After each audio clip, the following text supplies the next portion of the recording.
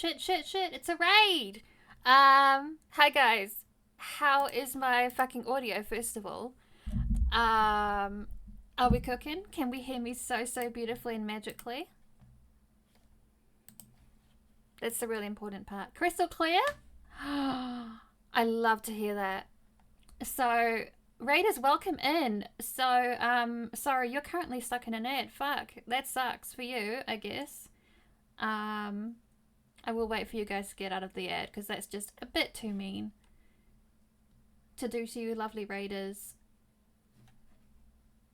But yeah, thank you for the raid, Hydra. Holy shit. What a way to start stream, honestly. What a gift. For those who are just joining, well, no, we're still in raid. It's still an ad. Thank you, Hydra. I really do appreciate it. It means a lot. Welcome, Raiders. You'll just come out of ads.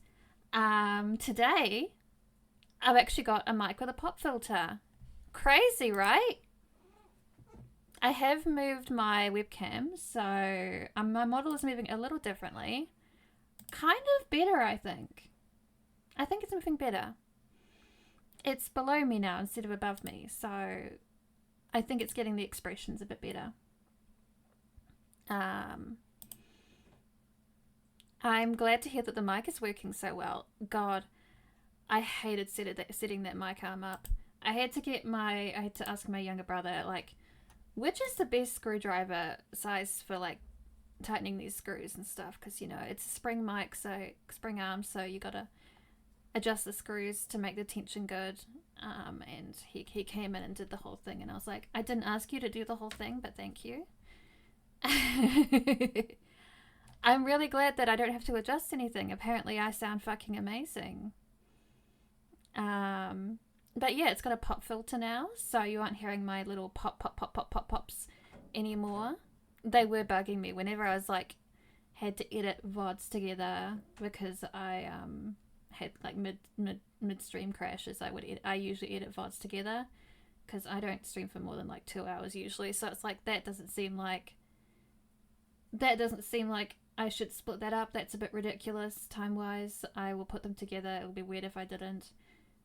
So, voice is a little quiet. Might just be your sound settings. Okay. It is literally at eye level with me right now. So it might be your sound settings. Let me know if I sound better when you adjust that. But yeah, it's a pop filter. It's gorgeous. It's so shiny. It's so shiny. And I am also coming back to Salome's Kiss. You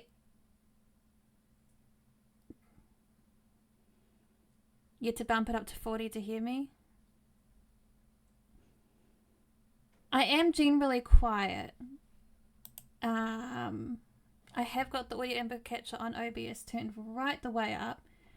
I may need to move my mic around some more in the future, and I might need to just have a tech sesh with some pals and really maybe add some like special tech thingies in there so that I'm more easily capturable, you know. But I do be quiet. This is a fact. But I am excited. I'm excited about this new development. It's like a tangible like success, you know? It's like a tangible achievement. It's physical, it's real. Another physical achievement is that my VODs channel just hit 50 subscribers. It might be a mic placement. I am thinking about moving it so it's underneath me. That might be better. My VODs channel just had 50 subscribers. Like, hit the 50 milestone. And I was like, this isn't, like, big enough to do, like, a big event about. However, it is super exciting, and I am really happy about it. And I am genuinely I'm really happy. I almost teared up a little, I'm not going to lie. It was really nice to see. So thank you all for subscribing. If you miss my streams in the future and you really want to catch up, putting the mic beneath, literally talking down to the viewers. Wow. Yeah, I mean, hey, it suits me, you know. I am just wondering because my mic arm is like going over the monitor and sitting in front of me. I am wondering about setting it so it's coming around to my side, if that might work better. But we'll see. We'll see. I'll have a chat with people later who know this sort of stuff, so we don't take up too much stream. But yeah, last time on Salome's Kiss. Last time. Yeah. There's probably like some tech things I can like fiddle around with Slacko that you could that some people who know about things will be able to help me figure out. Because I do want you guys to hear me so wonderfully and beautifully. Yeah. Look well, Slacko. Look well. Yeah. Milestone is a milestone. Absolutely, Hydra. It's nice. Like the other night, I hit 50 subscribers. Now I've got a real microphone. It's like tangible achievements. It's good times around here at the moment. And in Salome's Kiss, we recently had our lovely Jenny. Sorry, she likes to be called Jenny. She's like, nicknames? Hello, don't be so formal with me. She gave us a massive kiss, and we're like kind of official now. Things are still fucking weird in the household. So I don't think Letitia is just going to be like, oh my god, I got a girlfriend, and just like be at peace with that, you know? Things are still weird. The Lord of the Manor, Jenny's father, has started, now that Abigail is has left the household after being pregnant, suspiciously pregnant out of wedlock. There's a lot of rumours that the Lord of the Manor forced himself upon her. Now he has started calling upon Dinah.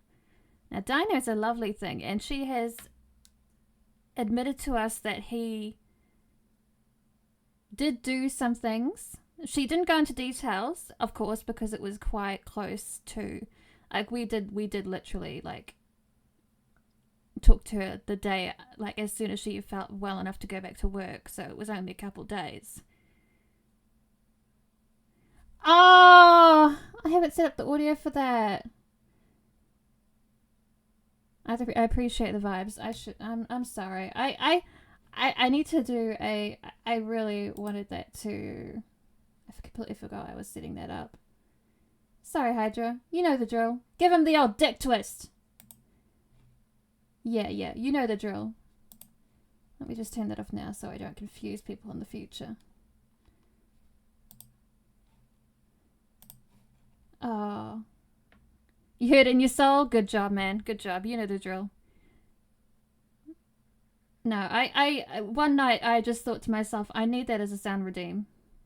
And I set it up in Stream Manager, in Twitch Stream, to like remind myself, you need to set this up as like a real sound redeem, and then I completely forgot, and then I didn't turn it off. So I'm so fucking efficient, babes. I'm so efficient. We will be getting that sound redeemed. Don't you fucking worry. Yeah. So, yeah, we have a girlfriend, but our girlfriend's dad is still forcing himself on the maids, from what we can tell. And his latest target is Dinah, who we like a lot. We like Dinah. She's cute. She's pleasant. She brings us our breakfast.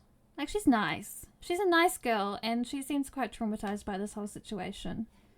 So what we'll be doing... I did turn the audio down on the game because it was conflicting with my starting soon music, and it was making me really overwhelmed. So we'll just jump over to here.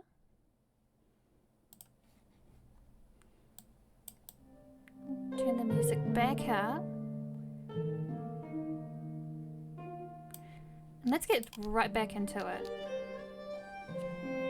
So this is gothic Yuri. Gothic in the sense of like the writing genre, you know, the Frankenstein, the yellow wallpaper, that's sort of like the genre, the writing genre, not the fashion.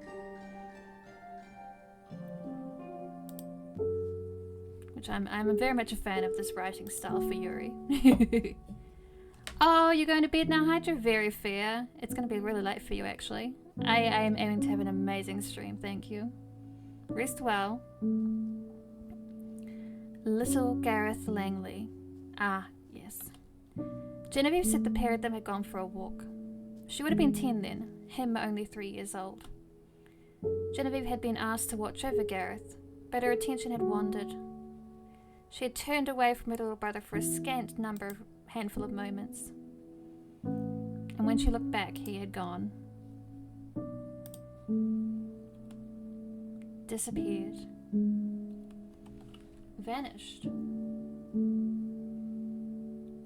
The young Genevieve must have been beside herself with fear. Letitia could see her now, a faint and indistinct figure, tearing through the moors, her eyes wild and terrified, calling out for her missing brother. Gareth! Gareth, where are you? I'm not in the mood to play silly games. Oh, do come out. Gareth! Gareth! I have by the way, I have an uncle called Gareth who I fucking hate. So this is a bit funny. When Genevieve had finally found her brother, perhaps she had felt some measure of relief. But that relief would soon have transmuted to cold, icy dread with what had happened when what had happened finally hit her. Ugh, I'm fumbling. Tripping over me words. Sorry, guys. When I did find him, he was lying face down in one of the lakes. He wasn't moving. He had already died. Letitia did not know where exactly in the moors the young boy had passed. The boggy, waterlogged ground was dotted with so many lakes it was impossible to say which had been young Gareth Langley's grave. Perhaps the lake which had claimed his young innocent life had shifted since those days, merging, melting, transmuting.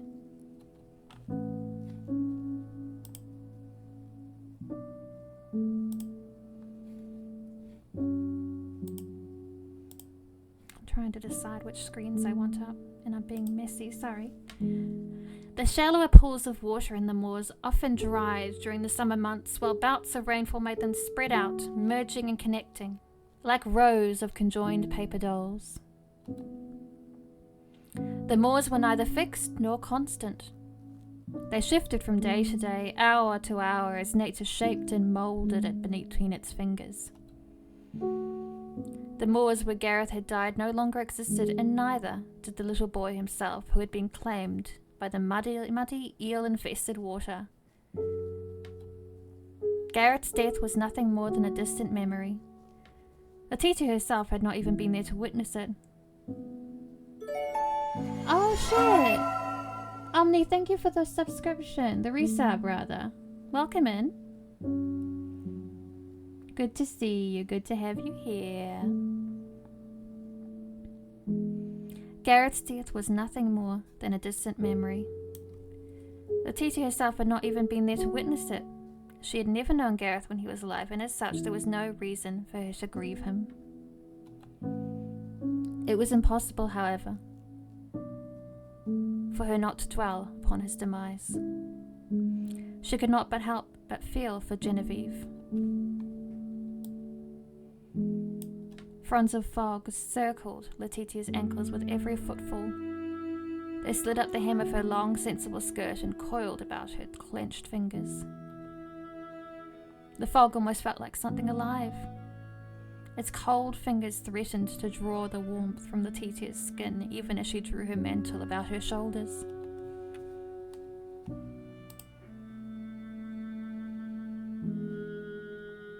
Oh, I just saw your message with the subscription. May the world be driven mad by her splendor. Oh, I love that. I really like that. That's gorgeous. It was the beginning of December and the sky up above was an icy, impersonal blue. The sun attempted to penetrate the mist, but it was not strong enough.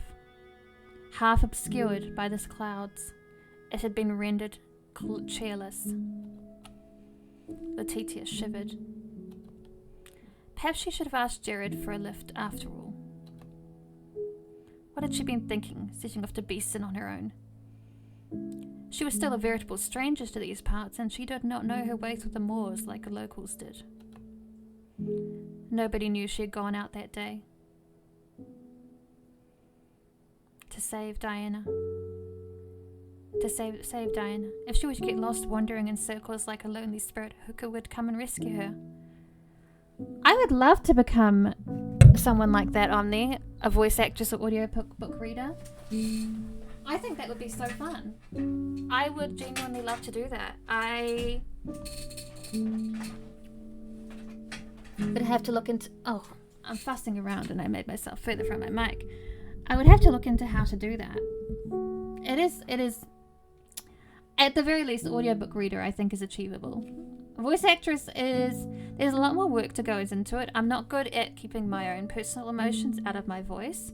So I could say something quite depressing as a character, but I would still be like so excited and happy to be voice acting. And that would be a problem for the communication to the audience. But I could do audiobook reading, I do believe. Thank you for the compliments though, of course. Nobody knew she had gone out that day, save Dinah. If she wished to get lost, wandering in circles like a lonely spirit, who would come and rescue her? Perhaps she would meet the same fate as Gareth Langley, face down in the water and quite forgotten. Letitia could hear the lowing of the wind. It sounded sad, like a pained animal. Haven't heard that way of describing it before. No compliments, merely stating a fact? Jeez.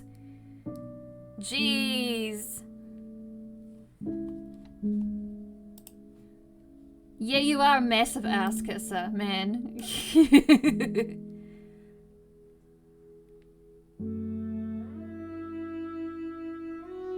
Lowing meaning. Lowing,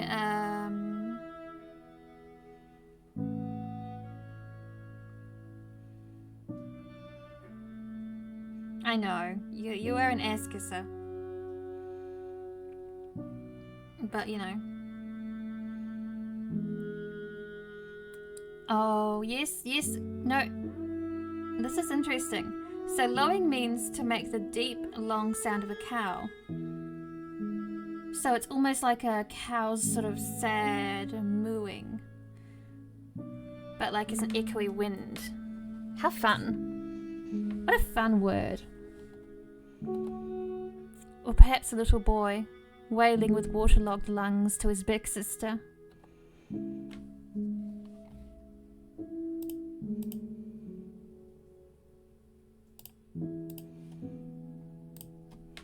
Uneasy as Letitia felt, however, not even she could take that musing seriously. It was so overblown, any sensible man would have laughed to hear it. Don't be so fanciful, Letitia Reed. Letitia scolded herself beneath her breath, her eyes narrowed with self-reproach. Your life isn't a silly penny dreadful. The dead cannot speak, and they most certainly cannot cry.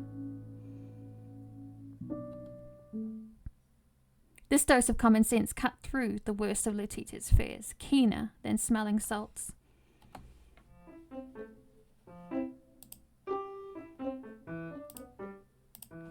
Oh, I'm just reached there. I keep jumping between windows.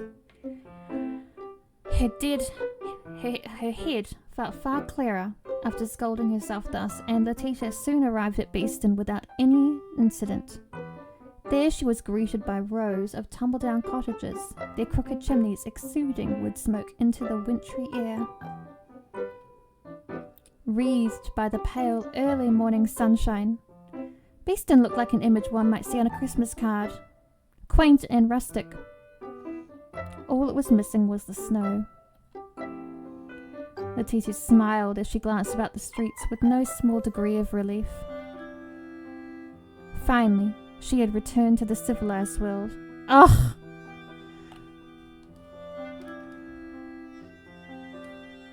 Pathetic civilization enjoyer Letitia. The sprawling marshes had seemed impenetrable when Letitia had first embarked upon her journey, but now she saw how foolish her fears had been. She must have been living in the countryside for too long. In the quiet solitude, it had been easy to let Gerard Lockett's folk tales burrow their way into her brain. Thank you for the lurk, Omni. Much appreciated. Well, Letitia vowed as she walked through Beeston streets, she would no longer herself to be susceptible to such fanciful tales. Ghosts did not exist beyond feverish imaginings, but wicked men, like Arthur Langley, were very much real. Letitia felt herself flood with determination. Undertale reference? Undertale reference. She had come to Beeston for a purpose, and she knew she could not afford to falter. Both Dinah and Genevieve had suffered at the hands of Arthur Langley, albeit in different ways. Dinah had been ill-used, while Genevieve had been routinely ignored, shunned to the side like a broken paperweight. Gareth was beyond saving, but Dinah and Genevieve were not, and Letitia did not want to let them down. Fortunately, Letitia was easily able to purchase the wild carrot seeds from the local apothecary, despite it being out of season. This crucial herb procured, alongside several other plants Letitia thought might be useful, the governess then set off for the haberdashery. She had finally decided, after much toing and froing, that she would not buy Genevieve a ready-made gown, but rather she would set her mind to sewing something. Letitia's sewing skills were subpar at best, but she hoped Genevieve would like her gift regardless. Handmade presents had more heart than those purchased from store windows, though a suitably ornate dress, Letitia feared, would be beyond her capabilities. She would settle then for crafting a pair of gloves. They would be soft, made with velvets perhaps, with little buttons at the wrist so they could be fastened snugly. I love gloves with buttons because what they do is they don't hold your wrist harshly like gloves without them, or too loosely like gloves without them too. Like, you can have your gloves loose, or you can fasten them with the buttons. It's so good. I wish I could find good gloves like that. I do have nice gloves, but they aren't like that.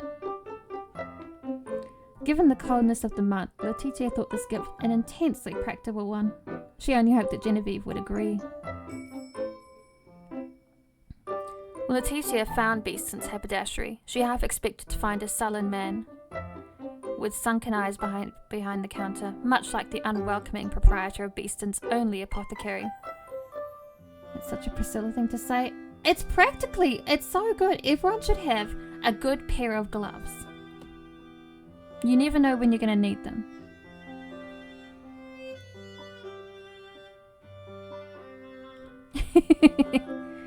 The haberdashery, however, was owned by a trim man with slicked back hair and a friendly smile, a fact which made Letitia sigh in relief.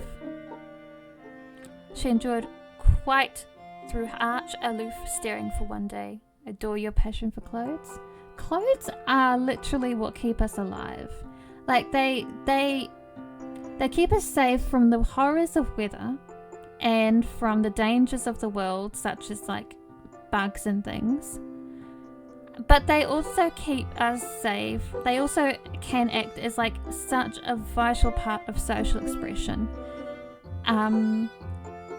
I have such an adoration for well-made and well-loved clothing. I really enjoy people who like take old fabrics and repurpose them into like clothing. I have a couple of dresses that were previously nightgowns that have had embroidery and things added to them to make them like more go-outable, and they're so beautiful. They're very casual. They're more summery, so I'm not wearing them currently. It's winter where I am. But they're so nice. I find a lot of nice things at thrift shops, actually. I need to go thrifting again. I should post pictures of them. Actually, for those who want to see the pictures of some of my fashion after stream, please join the Discord so I can share them appropriately.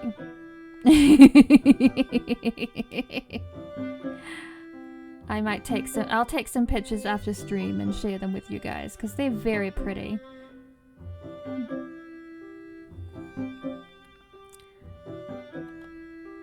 The apothecary had been so ill-tempered, his dark-eyed gaze severe and seemingly unblinking. It was a wonder Letitia had been able to complete her purchase without spilling her coins all over the floor. Well, I'm glad my life is so enjoyable. I laugh a lot more now that I stream and do things with people like this. It's been good for me. Oh, he's handsome. Look at this dapper man. Look at him. Oh. What a charmer. You know he likes the fashions. That's why he's in this business.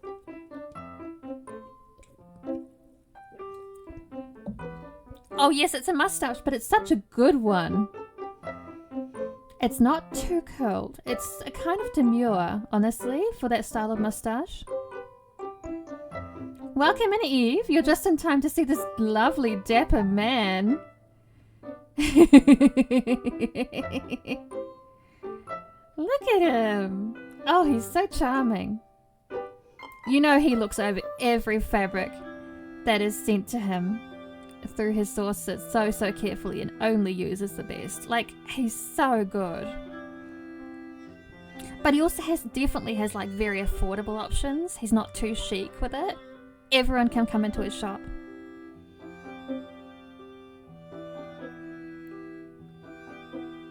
Beards can be very charming too, Omni.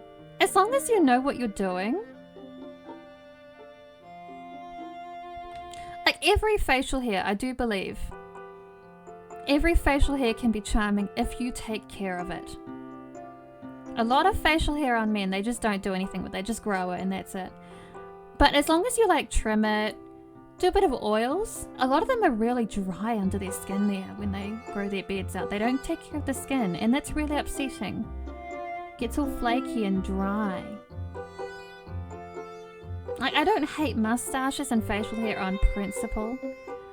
But I just get very concerned when I see the average man growing one because I'm like, he doesn't know anything about skincare. He's not going to take care of that skin under that hair. Oh, I'm worried.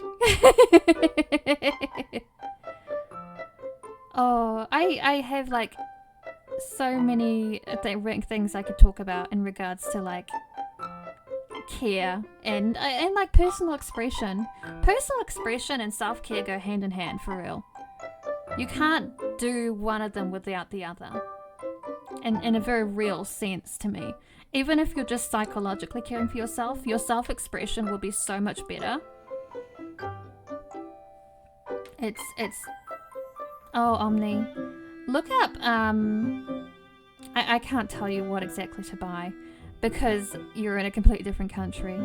But I would really recommend looking into like beard care and like beard skin care products and things like that, and like really look into things like that because it's you're having a food coma. That's so real. Oh, thank you for the follow, Eve. Welcome to the family.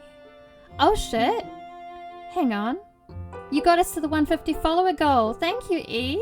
Another big win for us. We've had a lot of big wins this week. We've got the pop filter mic set up. We've got we hit the 50 subscription goal on YouTube channel. Now we've hit the follower goal on here. Like, it's going crazy. It's popping off lately.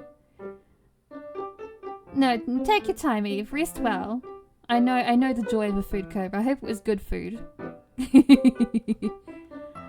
You may be moving to the US next week, but that is still like a very different country. Oh, what did you eat, Eve? I gotta know. What did you... Oh no, you're in ads. Oh no. Hi, Vixen. Are you in ads too? I was just about to ask Eve what she's eating. I sound so happy. I am happy. Streaming is genuinely so good for my brain. You're not an ads vixen? Hell yeah. Hang on, I gotta jump in chat.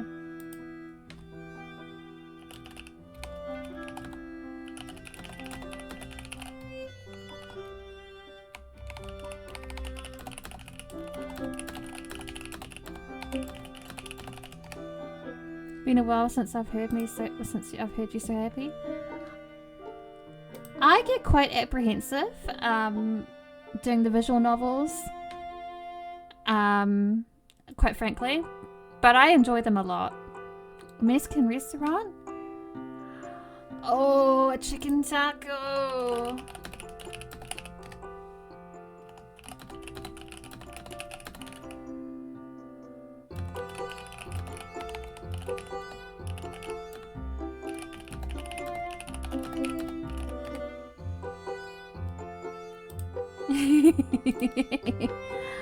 I enjoy like sharing the visual novel scene because we get like such a nice vibe going on in these streams. So I do get genuinely very excited, and people end up talking about all sorts of things with me in these streams. Oh.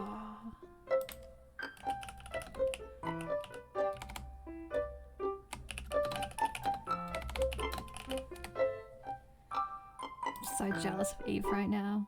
I'm so jealous of you, bitch. What the fuck? I'm in like, I don't know if you know this, I'm on like a tiny island. We don't get much of anything here. A lot of the stuff I enjoy is like pure luck that it exists here. Quite frankly. Yeah, Omni and me, we're island siblings. Different islands, but we both share. The thing with islands is like if you live on one that isn't like a massive tourist place like fucking Fiji or Hawaii,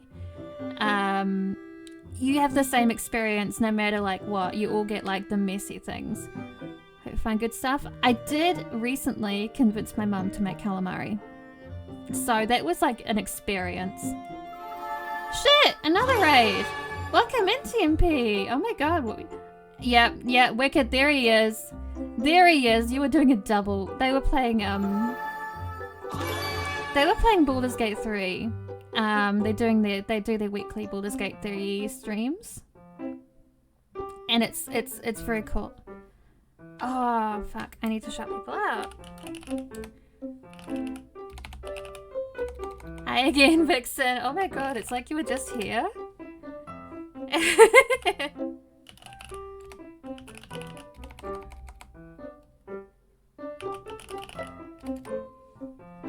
Oh, I have to wait a whole 2 minutes to shout you out, Wicked. Sorry. I had to get the important one first. I am so sorry about like your suffering in today's Baldur's Gate 3 game. Good babes. Like that was harsh. They fucked up and they had to like reload and they were like way back. I was watching them for a while before I had to leave.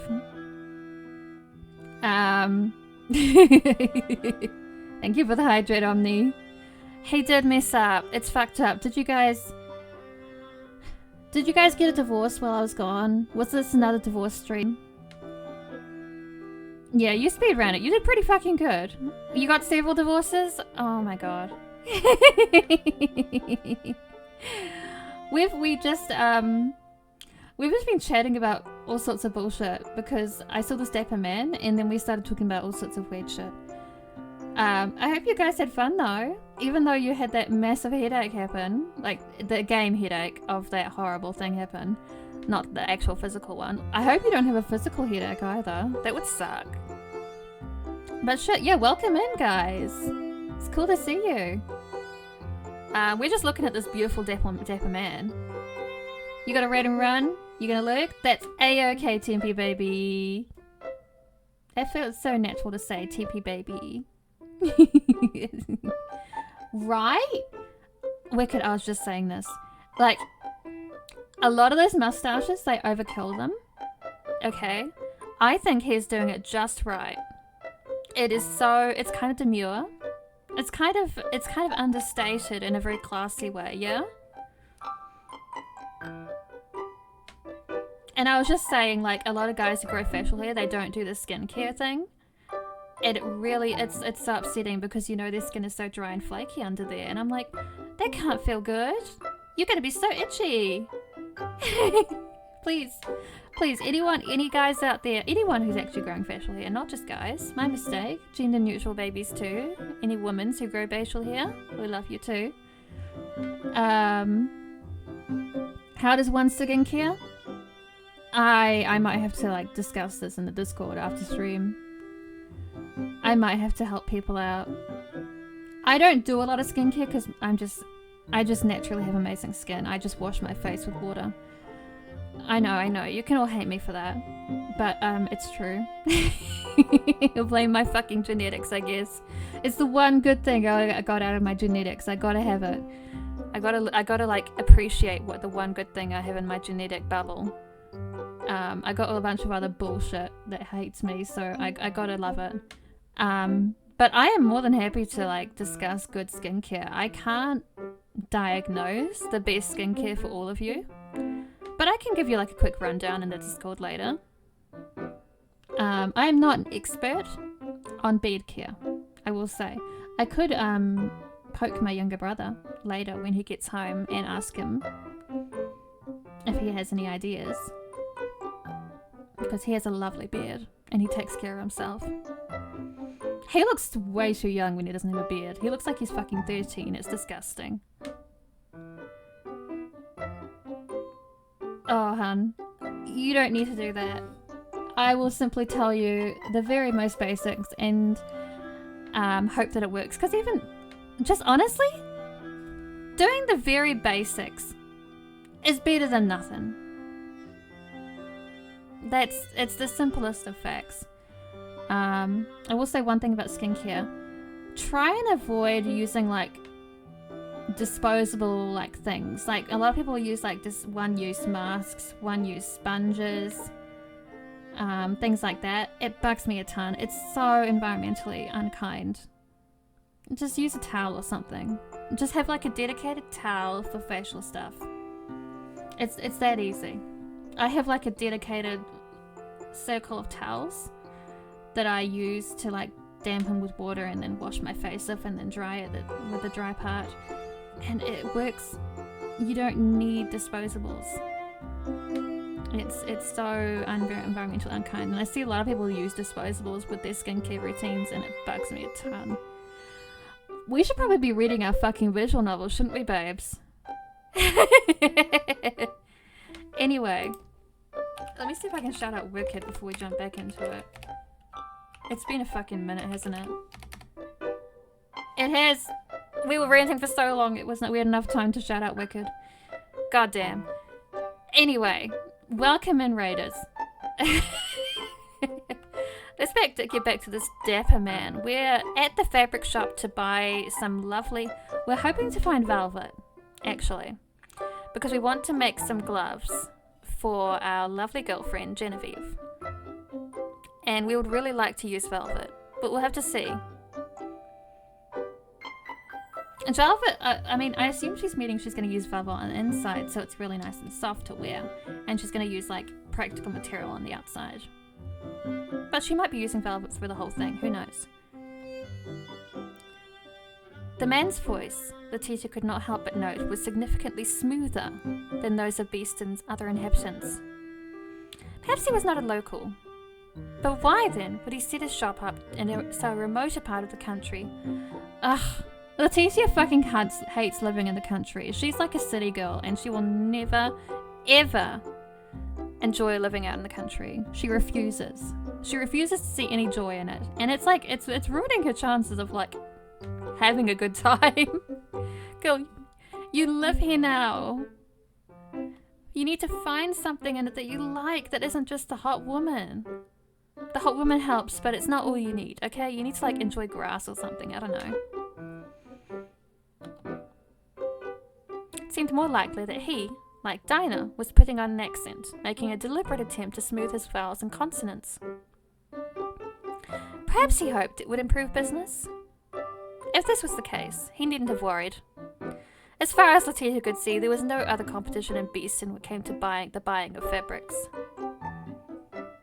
I was hoping to buy some fabrics to make a pair of mittens. I was thinking of green, or maybe deep red and velvet. Velvet, is it? Why, I have just the ticket. Come and take a look. The man rose from the counter, seeming relieved to stretch his legs.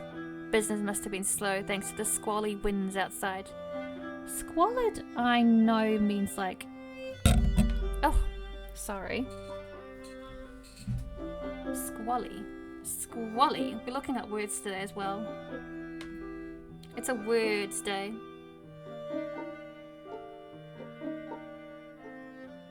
Squally. Screaming or crying loudly. Okay, so very noisy and blustery winds. Okay. That lines up with what the words we used earlier. And led Letitia to a shelf laden with samples of fabric. The shop was much more organised than the apothecary. Bertram's and Sons it had been called. It was larger too, and lighter, its window uncovered, so as to let the wan sunlight spill in across the floor. The bolts of fabric on display were arranged neatly on the shelves, all folded. There were tartan prints and corduroy, and solid blocks of colour. Whites, blacks, greens, blues, reds and purples. Ooh. Whites. That would be wealthy.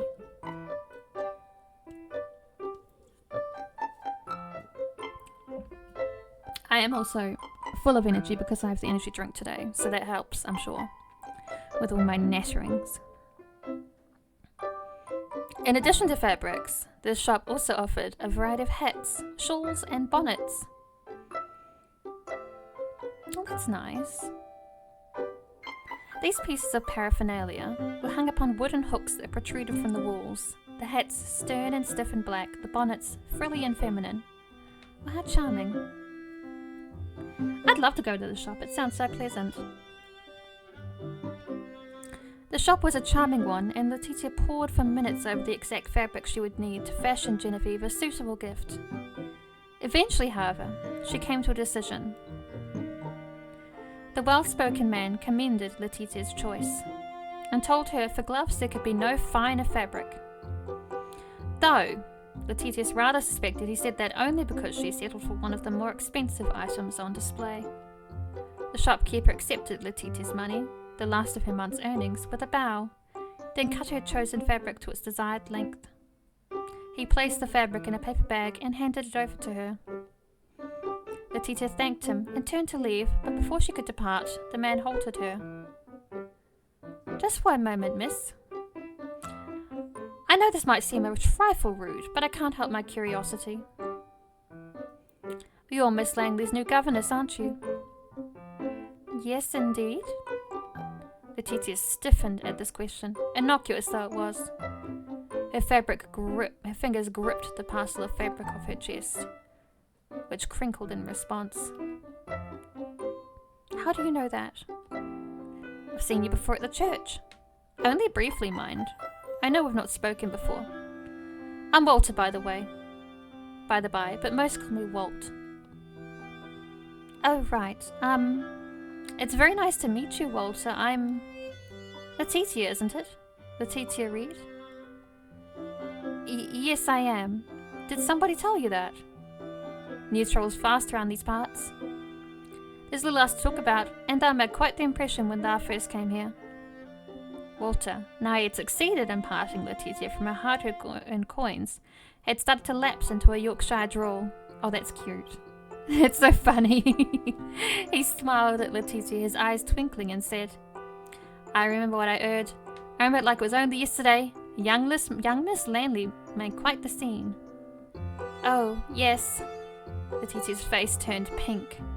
She hung the brown paper bag to her chest all the more tightly, thankful that her newly purchased velvet could not shatter. She had tried to put the incident at St. Osbert from her mind, but Walter evidently hadn't. Neither, she supposed, had the rest of Beeston and its inhabitants. It was a wonder the elderly man in the apothecary had not thought to bring it up himself to humiliate her, But, Letitia pondered, he hadn't seemed the sort who cared for gossip. Asked if my voice was a filter. Yeah, it's just my accent. It's just how I sound. This is all natural, baby. He hadn't seemed the sort who cared to speak in general, given how very stonily and silently he had surveyed her. Walter, meanwhile, seemed to have no such aversion to the art of gab, and now he had ascertained Letitia's true identity. Letitia feared he would not let her go in a hurry. I must apologise about that on behalf of Miss Langley. The things she said were quite striking. Oh, indeed they were. Striking's certainly the word for it. Walter laughed. Still, tain't anything new, not from that girl. Letitia, Miss Langley's always been a bit of a card. She's a law unto herself. I take it she is well known for her outbursts, then. Very much so. She's something of a local celebrity. Sure, her and that housekeeper of hers with the hooked nose, Miss Rye, that's her name. They make for quite the strange couple. Walter laughed again. His eyes are light with mirth. Letitia knew there was truth to these words. Anybody would have thought that Genevieve and Miss Ree made a funny pair, them being so diametrically opposed. Genevieve young and passionate, Miss Ree old and stern. For some reason, however, Letitia found she did not appreciate Walter's tone nor his gaze. Made her feel uncomfortable. Perhaps she was being too sensitive. Her mother had often told her that, but there was something mocking about his laughter. It was as though Walter was making fun, not only of Miss Ree, but Hatton and all of its inhabitants, Letitia included. Letitia frowned. If that is all, I really should be on my way. What? Already?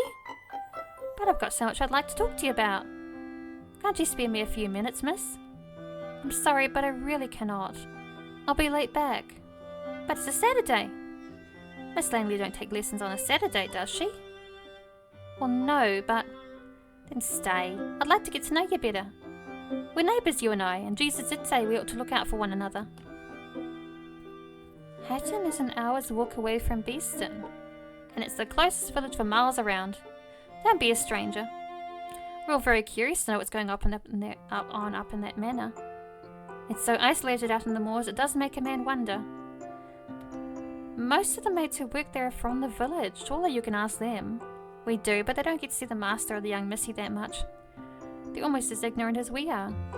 And you think that I know more than they do? You must know some things, surely. You're the young Mrs. Governess, after all. You spend time with her almost every day. What is it like, teaching that fiery wench, eh? I've no complaints with my position, though I think Miss Langley would object to being called a wench. Oh, begging the pardon, miss.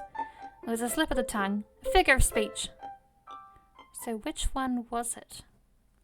Miss Letitia longed to ask Walter that, but she feared if she were to respond to his queries, he would use this to his advantage. Miss Langley ain't very popular round here, that's for sure. She goes to church unlike her father, but she hardly ever looks at us. And she sure as hell don't speak to us, either. I swear, she thinks she's better than we are. This was almost definitely true. Walter was precisely the kind of man Genevieve hated. Persistent, small-minded, and prone to gossip. What had Genevieve said when she complained to Letitia so? I hate how close-minded the people in Beeston are. Their lives are tiny and insignificant, so they latch on to the simplest thing of things. It's aggravating. Letitia had wondered if Genevieve had acted too rashly, but such doubts had now been trampled. If Walter was representative of the rest of Beeston's inhabitants, then she did not much like them either. Walter's smile was aggravating, and it seemed doubly so given he had waited until Letitia had paid him before he set upon her with all his intrusive queries. That could not have been an accident. He knew what he was doing all right. There are stories about Hatton, you know. Rumours. Nasty ones, some of them. Makes my skin crawl just to think of him. Stories? Letitia knew better than to be drawn in, but Walter's cryptic comments piqued her interest all the same. Curious now, she surveyed him and said, What stories? Oh, so thou's interested in that, is thee? Walter grinned. They're dreadful stories, miss. Tales that'd make your hair curl. I'd almost feel bad telling thee of it, but thou must know if thou's going to look after the young miss. I doubt anybody else in Hatton will tell you this. I've heard the subject is taboo over there. They're trying to hush up the past as if that's possible. The past will out in the end, we all know that. Letitia took a cautious step forward, still clutching the paper bag that Walter had handed her. She wanted to turn and run, and badly. She did not hear idle rumours spouted by a local. She did not care to hear idle rumours spouted by a local haberdasher. She was sure it was all nonsense. In any case. But what if? What happened in the past? What are you talking about? Oh, it is a sad story. Tragic even.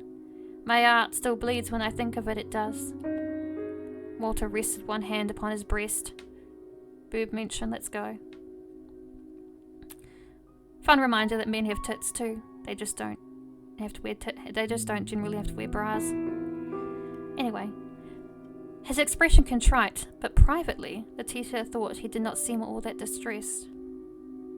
Hast thou heard that the young missus once had a little brother, a sweet little thing with golden hair who looked just like a cherub? Yes, I had heard. He was called Gareth, wasn't he?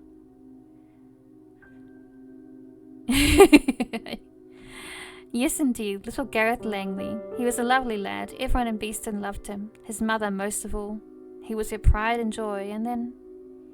Walter's voice trailed off, perhaps for ominous effect. This, of course, was unnecessary. Letitia already knew what had happened. How could she not? Letitia was fast beginning to tire of Walter's theatrics, and she wished she had not invited him to keep talking. Other people's losses were not things to be shared in hushed whispers, circulated like lurid images. Bereavement was a private, personal affair. It did not seem right that Walter should twist Gareth's death into a story. How was any of this Walter's business? And for that matter, how was it any of hers? You don't need to continue with your tale. I shall finish for you. I already know that Gareth died. Oh? Walter blinked, nonplussed. For a few moments he looked perturbed, disappointed perhaps that Letitia had stolen his thunder. But he was soon able to regain his composure. Well, that is a surprise. I was certain they would try to hide it from thee. It isn't a very happy tale, particularly when one considers how the young mite died. I know about that too. He drowned. Genevieve told me. She and Gareth went out for a walk and he ran off on his own. Genevieve looked and looked, but she could not find him in time. That was all. That was all, eh? Walter smiled thinly. I suppose the young missus would say that. It was the line we were fed too, but I don't believe it. What? Letitia drew in a breath. She felt something cool clench around her heart, icy fingers grasping it in a sickly embrace. What do you mean? Meant what I said, miss. I don't believe a word of the missus' story, and neither do a lot of people round these parts. Don't add up. Not if you know the first thing about Miss Langley. It's all too convenient. Convenient? Letitia's brow furrowed. Oh, please. You're not a detective, and this is not Scotland Yard. I mightn't be a detective, young miss, but I'm not blind. I know how to add one and one together, and I know that it makes two. Look ye here. Walter leant across the counter, his eyes glittering with malicious excitement. The young missus probably didn't tell thee this. Can't blame her if she didn't. God knows it wouldn't reflect well on her. She wanted to keep thee in the dark, see, but I know about it. We all know over in Beeston. The young missus can't pull the wool over our eyes. The young missus never much liked her brother, you see. This was no secret. She was always pinching and poking him, the little she-devil that she is. She wasn't afraid of being caught neither. She even went so far as to harass him in church until he cried. We all know what she did. We all saw what she did. Young Miss Langley hated her brother from the moment he was born. What makes it rather funny that the poor dear drowned when she was supposed to be watching him. It's all very suspicious. Wouldn't thou agree? I don't... Letitia stepped back, her heart hammering. She had not known that Genevieve had disliked her little brother, but what did it matter? Siblings often disagreed. That did not mean Genevieve had meant for him to die. This was nothing more than hearsay. It was a wicked rumour. It was like Genevieve had said. The residents of Beeston lived dull, monotonous lives. To relieve their own tedium, they exchanged gossip and shared wild, ridiculous rumours. They latched onto any story they could get their filthy hands upon and refused to let go, trampling the truth into the dirt in the process. They were all pathetic, unpleasant people, and Letitia did not want to spend any more time among them. She could not bear to. You're wrong. I know that you're wrong. Genevieve wouldn't do that. She would never. She might have disliked her brother, but she wouldn't kill him. She was only a child at the time, for goodness sake. No 10-year-old could do something so vile. Well,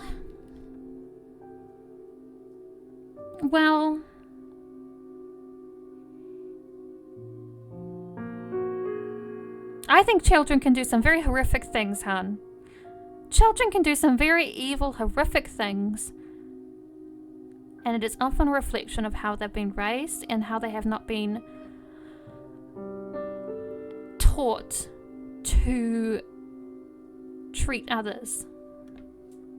There are a lot of children who have not been corrected into knowing that hurting others is wrong.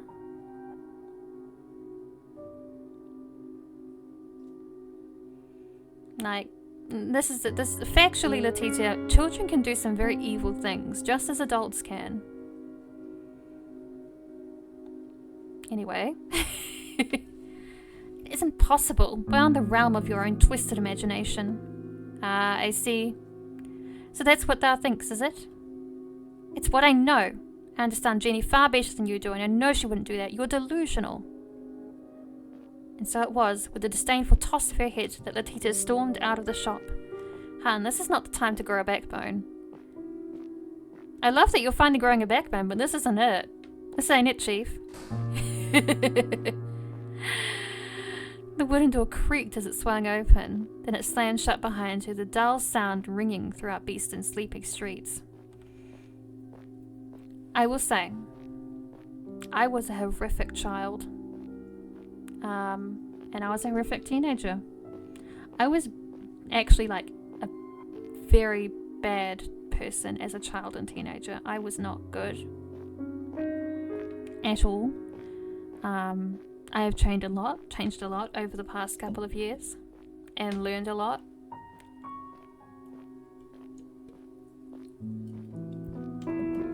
But I was horrific as a child, and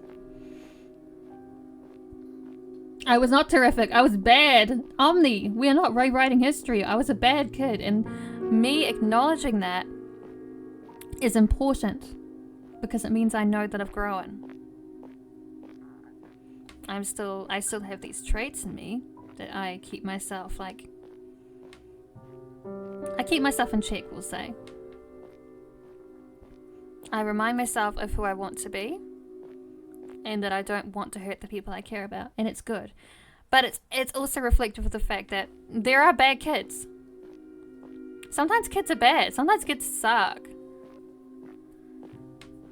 And if we don't do something if they don't have a support system around them that will help them learn how to be better, they won't get better. This is another one of my lovely rants. Thank you, chat. The wooden door creaked as it swung open, then it slammed shut behind her, the dull sound ringing through Beeston's sleepy streets. A few pedestrians paused to give Letitia curious looks, but Letitia did not look back at them. She didn't want to give them the satisfaction.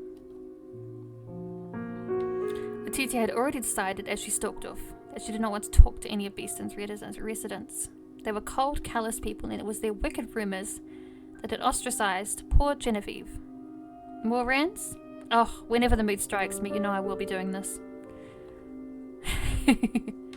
They were repulsive, every last one of them, and Letitia could not forgive them. Genevieve had been right. They really were monsters.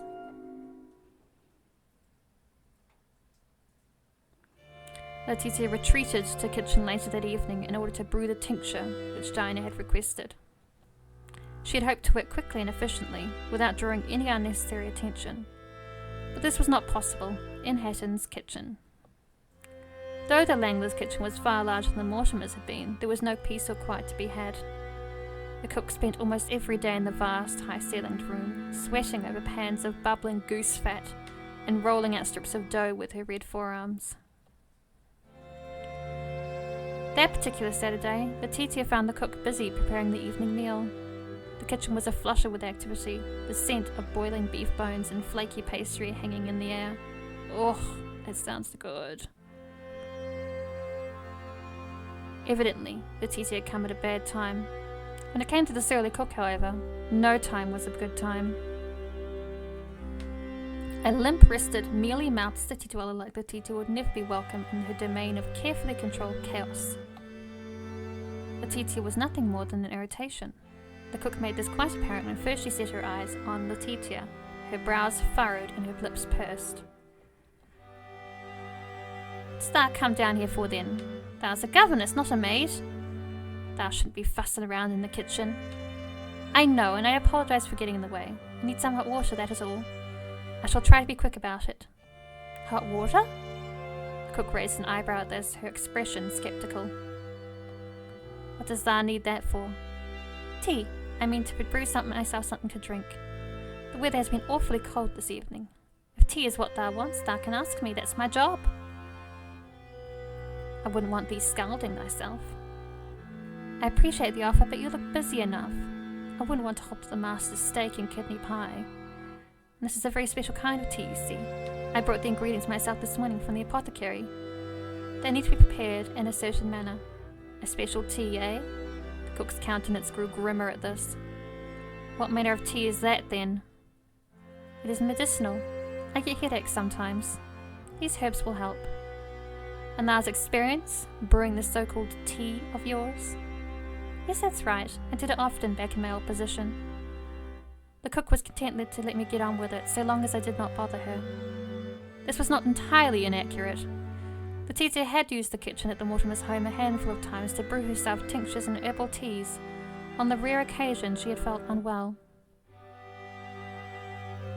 Letitia hoped she sounded convincing enough. She surveyed the cook, not willing to capitulate. If the cook refused to let her use the kitchen, her journey to the apothecary would have been in vain. It was all well and good that she had the wild carrot seeds, but it was useless on its own. The cook, meanwhile, returned Letitia's gaze. Her expression was icy and aloof, a contrast to her red face. For a few moments, Letitia feared she would be sent away, but... "Oh, very well. Thou can go ahead and brew thy tea if that's what thou wants. It's unusual behaviour for a governess, but it's no skin off my nose if thou wants to get thy hands dirty. Just don't get in the way." "I wouldn't dream of it. Thank you, miss." "Thou's no need to thank me, not when thou'll be doing all the work." "Yes, well, I suppose you're right." Cheered by her success, Letitia began to prepare Diana's tincture. One of the scullery maids, at the cook's direction, hastened to set a kettle full of water upon the lit stove for Letitia's tea. Letitia, meanwhile, extricated her herbs from the pockets of her dress and began to prepare them.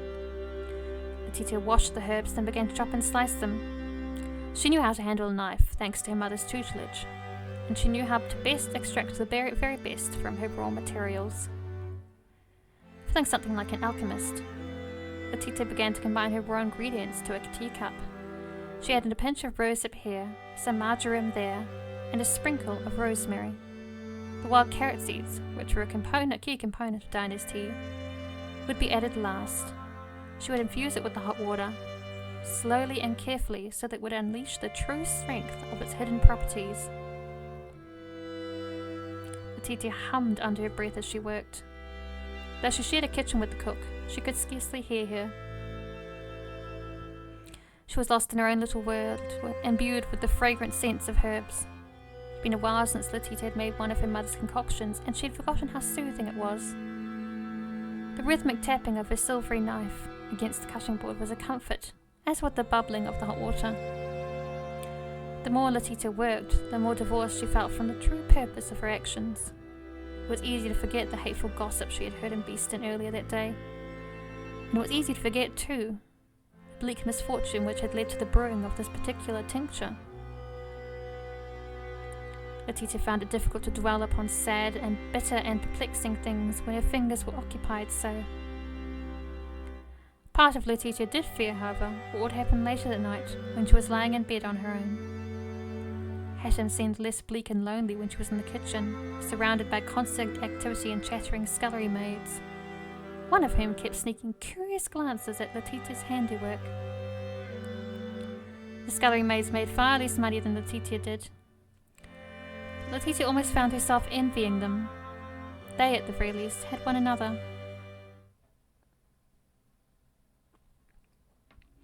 The tea brewed. Letitia took the cup and sorted her room on a tray, praying all the while that it would not spill. She knew she could not give the seemingly innocuous cup to Dinah in the hallway. First, she planned to wait until Dinah came to deliver her evening meal. There, they could commence their exchange in privacy. Letitia did worry, as she waited, that the tea could go cold. But fortunately, the temperature of the tea had no import on its effects.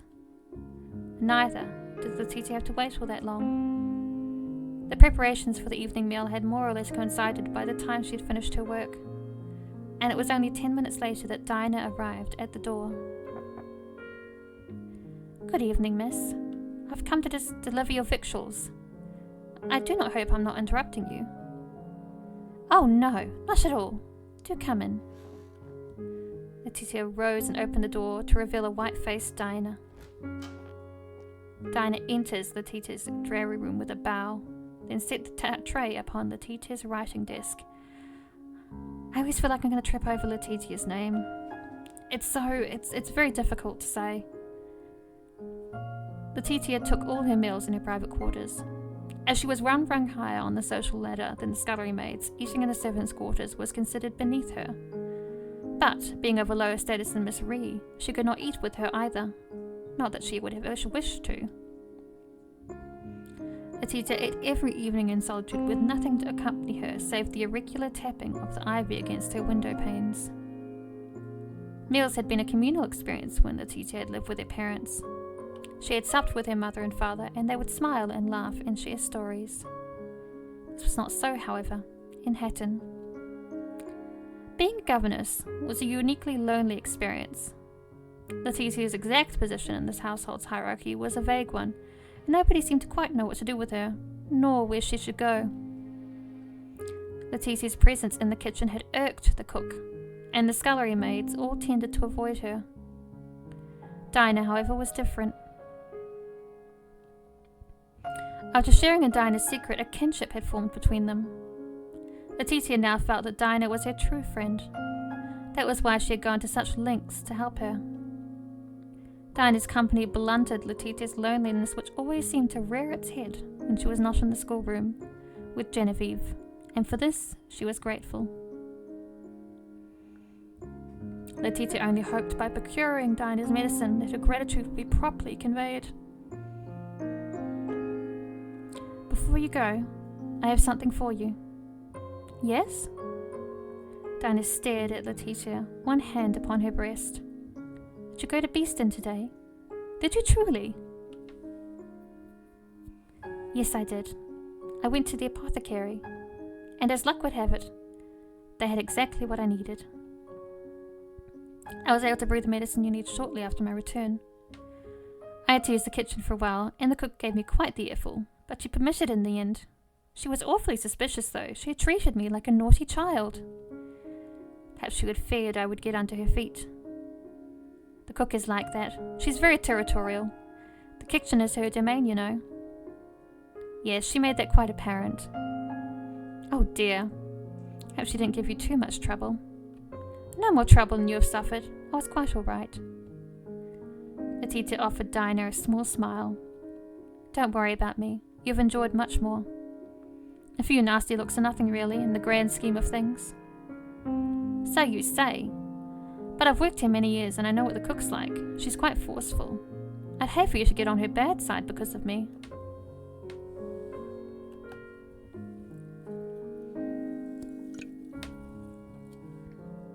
"If this tincture works, then it will be a worthy sacrifice. Now here." Letitia picked up the cup of herbal tea, which she had left to steep on her bedside table, and handed it to Dinah. Drink it, all of it. If I have done my job properly, it should help. Oh, Letitia. Dinah's voice quavered, as did her hands. She was trembling so badly, Letitia feared she would drop the cup and spill her potential salvation all over her shoes. Thank you, truly. You didn't need to do this for me, but still, you did. I have no way of repaying you, but... You don't need to repay me. Your thanks is all I need. But you walked all the way to Beeston for me. You bought these herbs and you brewed this tea. You went out of your way for my sake, despite me being nothing more than a silly maid. I'm not worthy of such kindness. That isn't true at all. I believe that everybody is worthy of kindness, regardless of their station in life, and you are far more than a silly maid. Wouldn't be so sure of that. Dinah smiled bitterly. If I was clever, I wouldn't have found myself in this situation in the first place. A cleverer, more cunning woman might have been able to turn the master from his wiles. I did mean to say something, really I did. But when he approached me, I completely froze.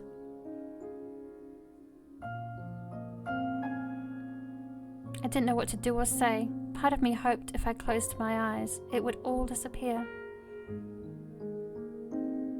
What do you mean the Aldi on the left? I don't get it. Oh, the lady? This is Dinah. She is very pretty.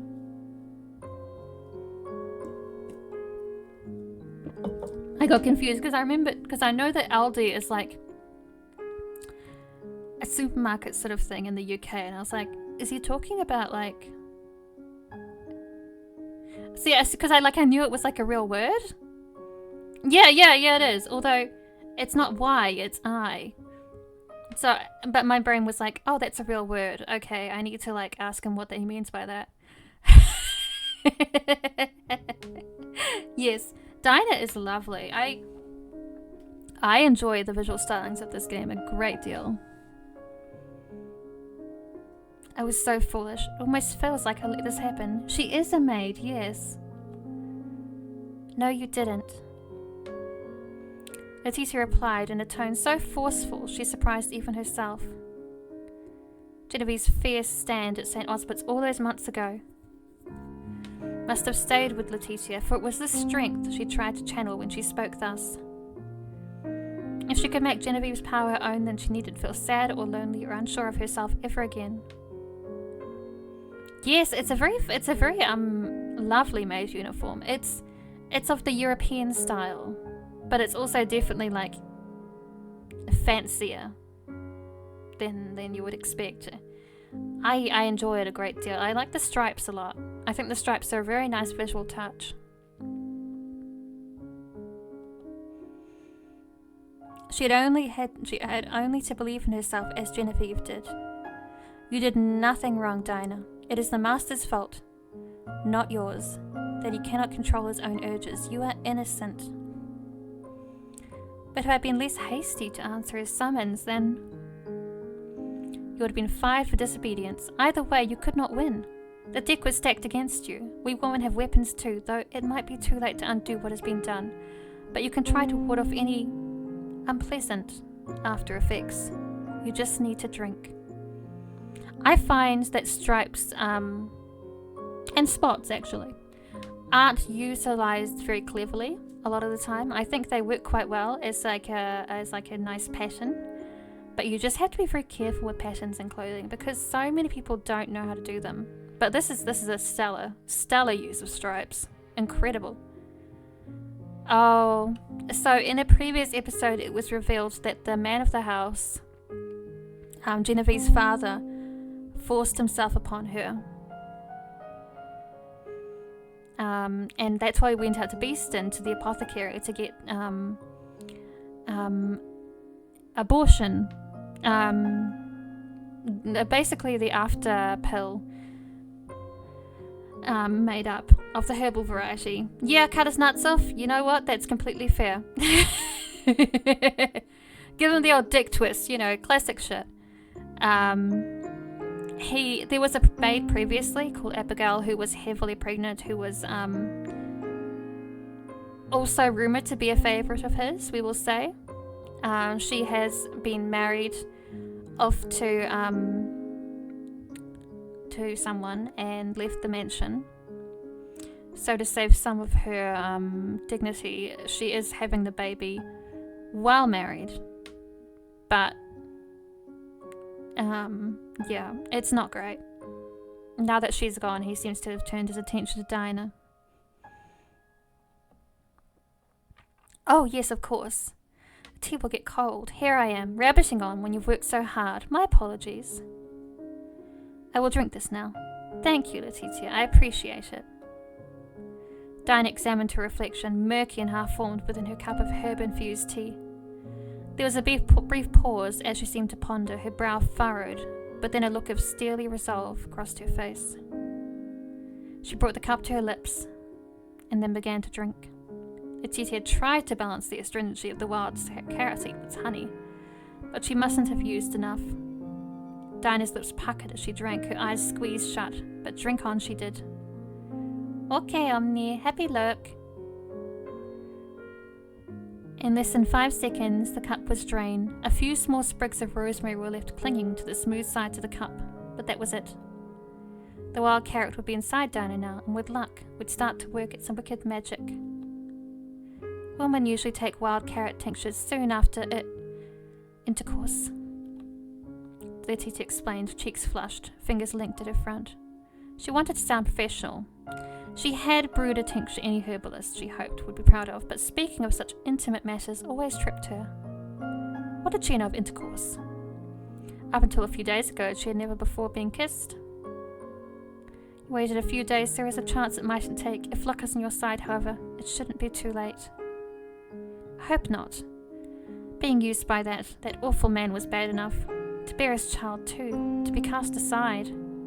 Dinah set the cup to one side and wiped her mouth with the back of her arm. I don't want to end up like Abigail.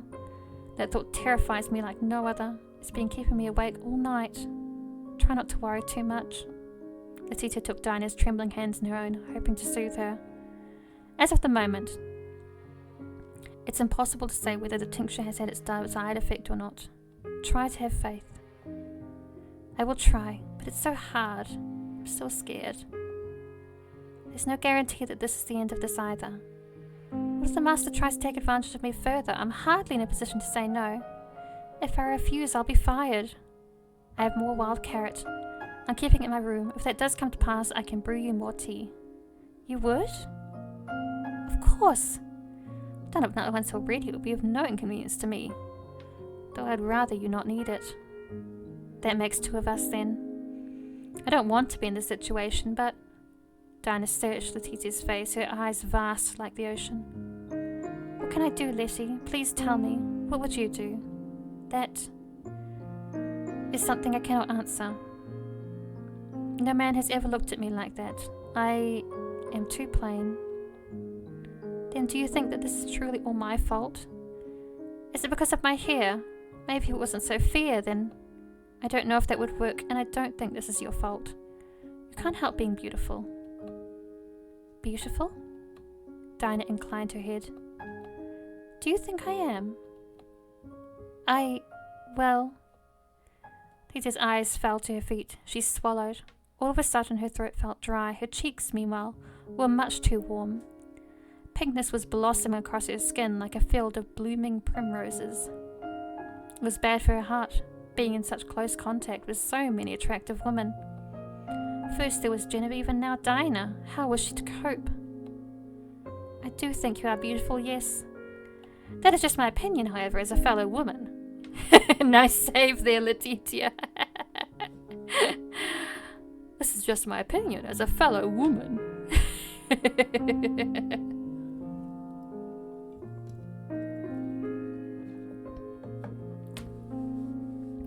I doubt my words mean very much. They do to me. I appreciate it. Really, I do. I would far rather hear you call me that than the master. Dinah smiled gently. Her heart-shaped face, which when framed by wisps of her blonde hair, looked comely and inviting. Her grey eyes almost mystical, like a fairy's.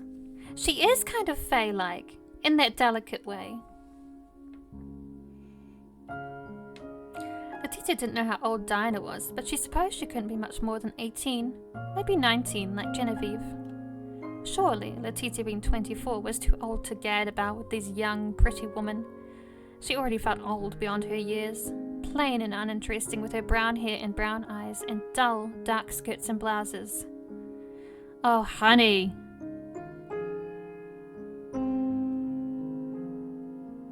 Girl. Nikki, your boobies. I'm sure people would be interested in you just for those, my man.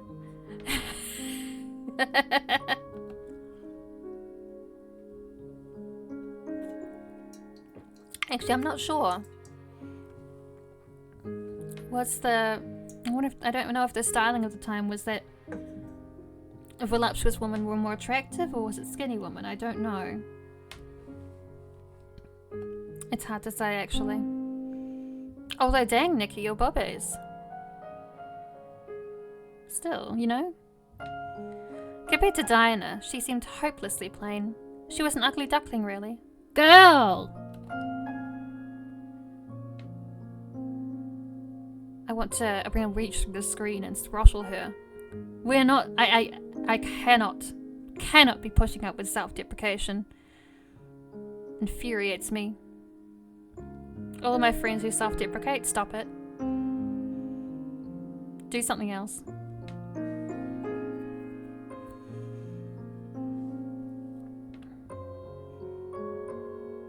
When Dinah smiled at her, however, she did not feel it. Being with Dinah made her feel like she mattered. Oh. Thank you very much, Letitia. You've gone above and beyond for me, and I'll never forget all you've done. You really are a wonderful person. No, I'm not. You mightn't think so, but I do. You are good and gentle, and I wish only the best for you. It is what you deserve.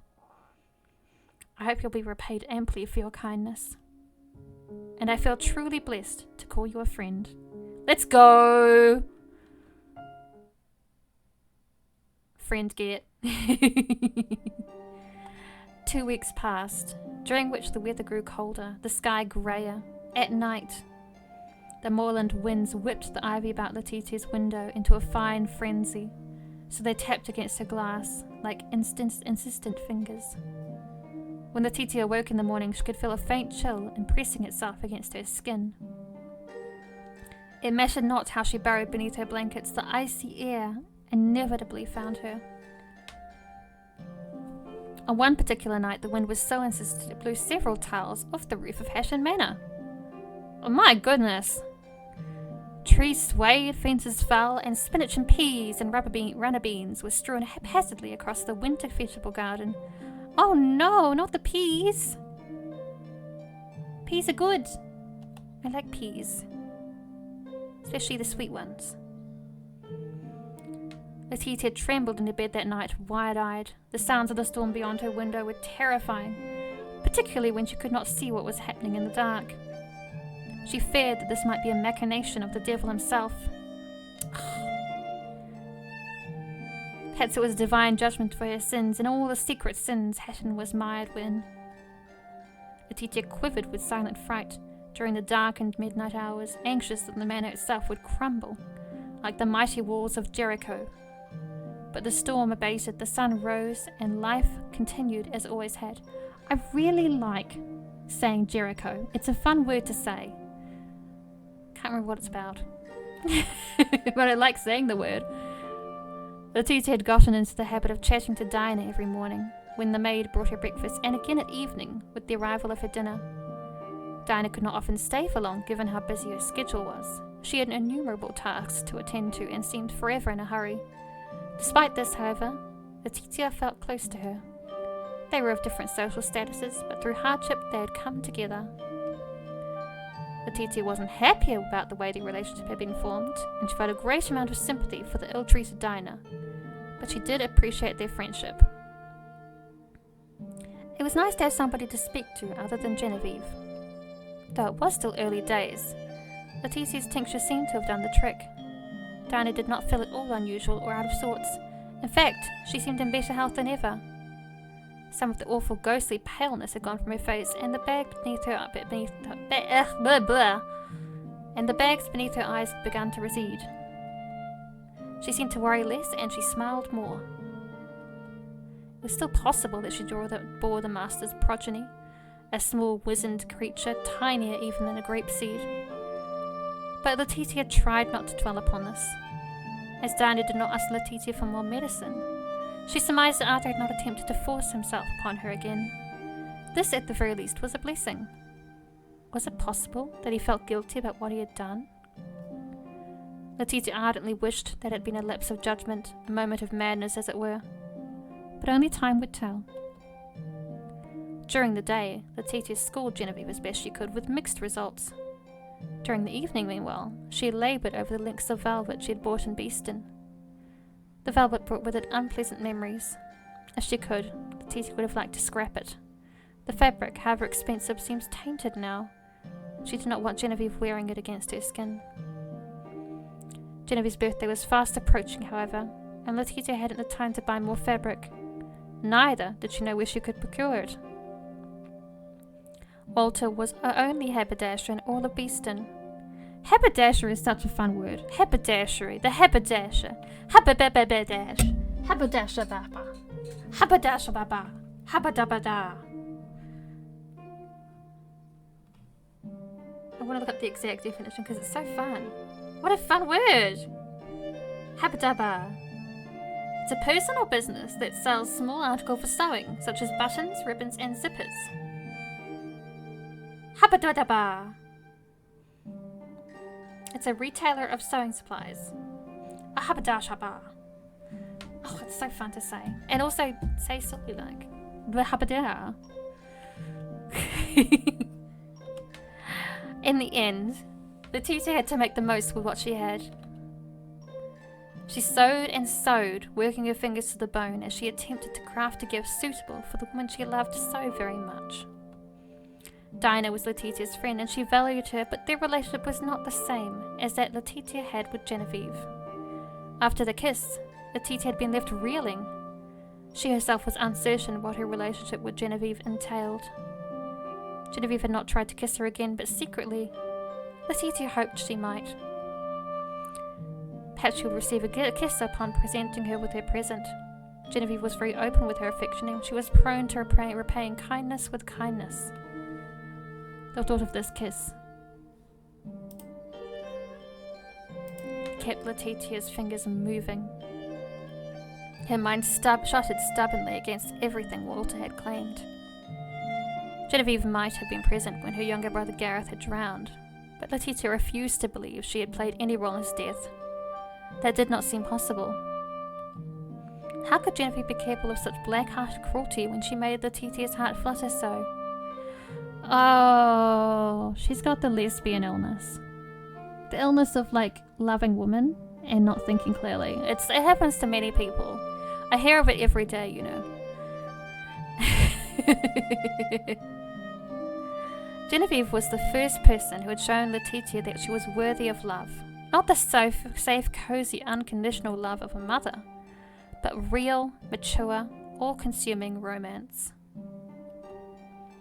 Genevieve spoke to Letitia as though she was special to her, and when Letitia was with Genevieve, she felt special in turn. Genevieve stirred within Letitia's breast emotions that not even Clara, for all her loveliness, had conjured. The more Letitia laboured over Genevieve's gift, and the more she found herself thinking of her, the deeper her feelings grew. They expanded within her heart, fanned like the flames of a fire.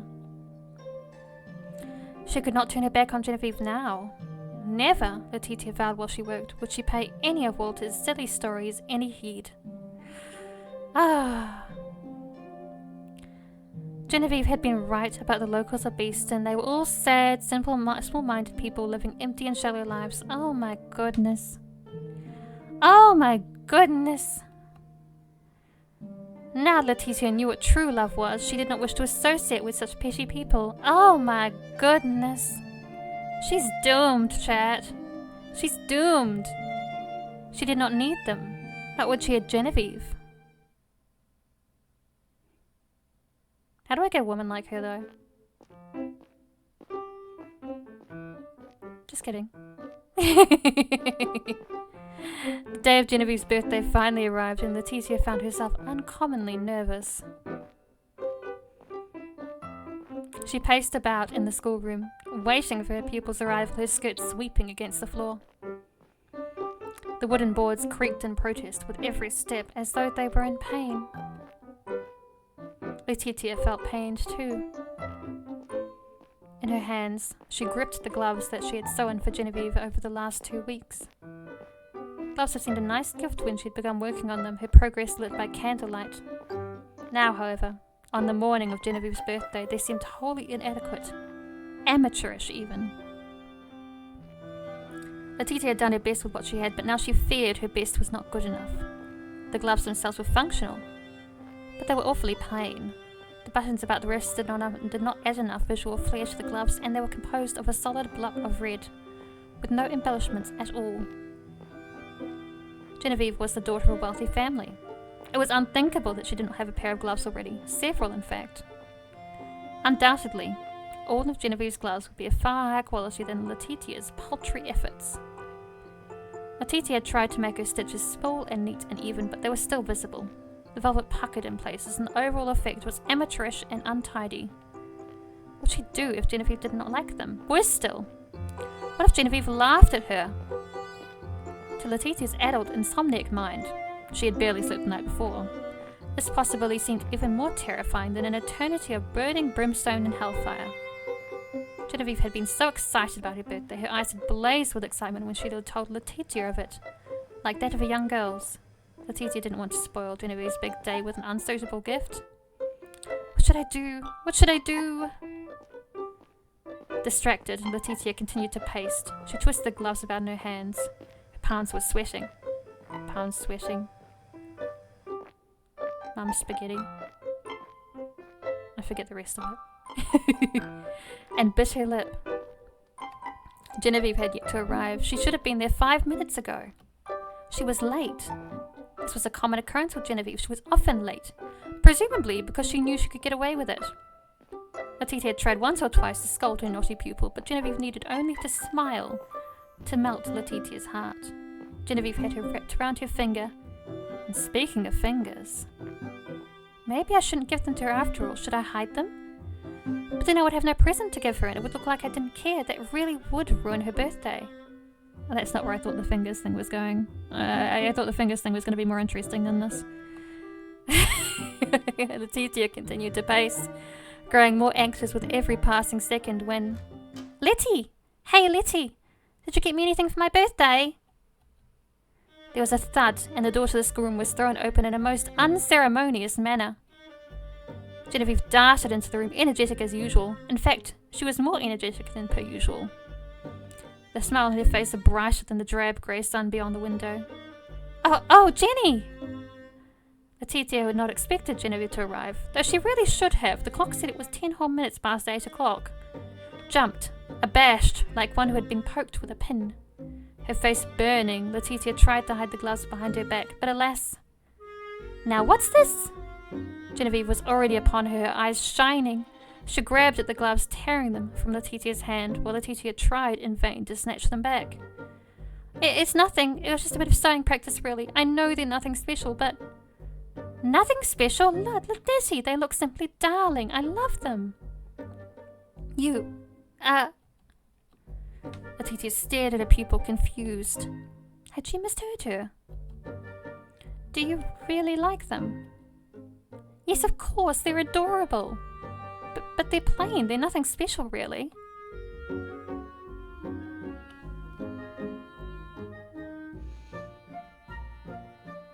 Is that bracelet on her arm new? That bracelet looks new. Has that bracelet always been there? Am I blind? I swear she hasn't worn a bracelet before. Oh, I'm losing it.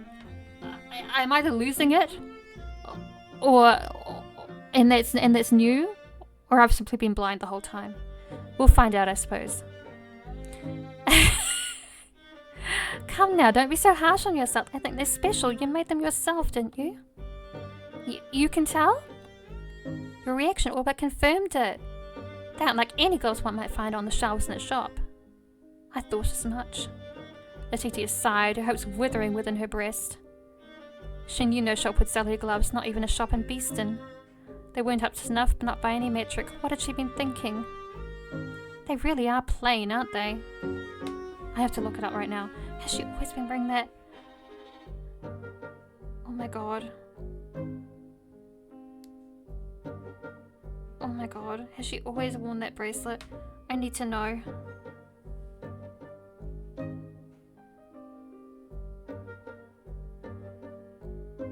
Oh my god, she has always worn that bracelet. She has always worn that bracelet and I just never noticed before. What the fuck, bitch? I'm blind.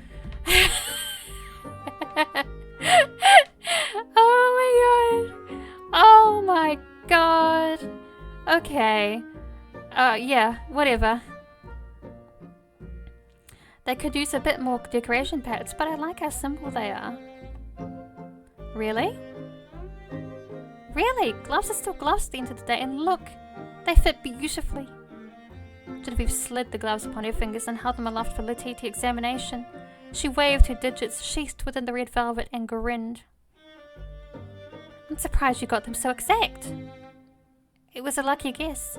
I've seen you play a piano, so I had a vague idea what your hands are like. You remembered a tiny detail like that?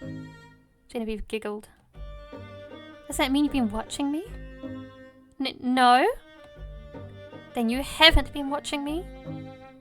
Yes, I mean no, I mean... Letitia floundered helplessly, which of course made Genevieve laugh all the more. I just meant, I can't help but watch you.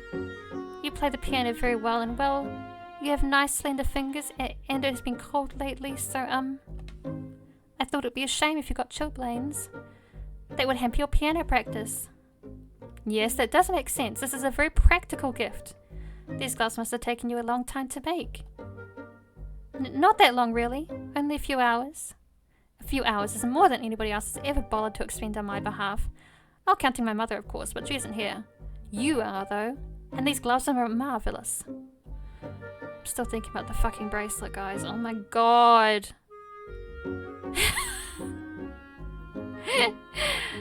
Do you really think so? Indeed I do. These gloves are all the better, in fact, because you made them for me. Letty, I love them. Oh, thank goodness. Letitia pressed a hand upon her breast. She still felt out of sorts. Being with Genevieve often had that effect on her. But she was relieved her gift had gone down so well. Thank you, Jenny. I'm very happy.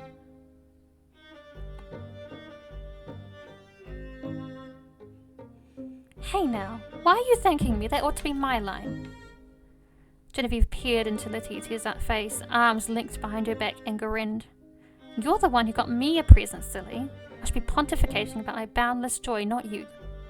I never want to take these gloves off. I appreciate the sentiment, but you have to in the classroom. It might be hard, you see, to write. Of course, Genevieve giggled. I trust you to talk about my lessons at a time like this, Letty. I can't help it. I am your governess. Maybe so, but it's my birthday. I'd far rather you be my friend. You are my friend. Perhaps Genevieve was something more than that even. Letitia still had not forgotten. How could she forget? That kiss. I like you a good deal, Gina. I care about you as more than a pupil. Mere pupil, but we're in the classroom now. I know it's your birthday, but... Oh, hang the but. You gave me something nice, Letitia, so I should return the favour. I'm sure that's what Jesus would have wanted. I fail to see what Jesus has to do with any of this. It's your birthday, not Christmas. It will be Christmas soon enough, won't it? I hope you have a present just as lovely as this one prepared. What? Oh no! Letitia's face turned pale. I forgot! I was so focused on making those gloves it quite slipped my mind. Genevieve laughed again at this in that careless manner of hers, amused, no doubt, by the raw panic that adorned Letitia's face. That's all right. You don't need to make me anything else. These gloves are more than enough. For now, at least. If you really want to give me a Christmas gift, though, I wouldn't be opposed to something like this. Jenny? Letitia started to speak, but once more she was interrupted. Oh my god! Let's go, Chad! Big cheers all around. Let's fucking go. We got another kiss. Oh my goodness. Holy shit. I am not looking respectfully at all. No respect given here. My goodness. Wow. Wow.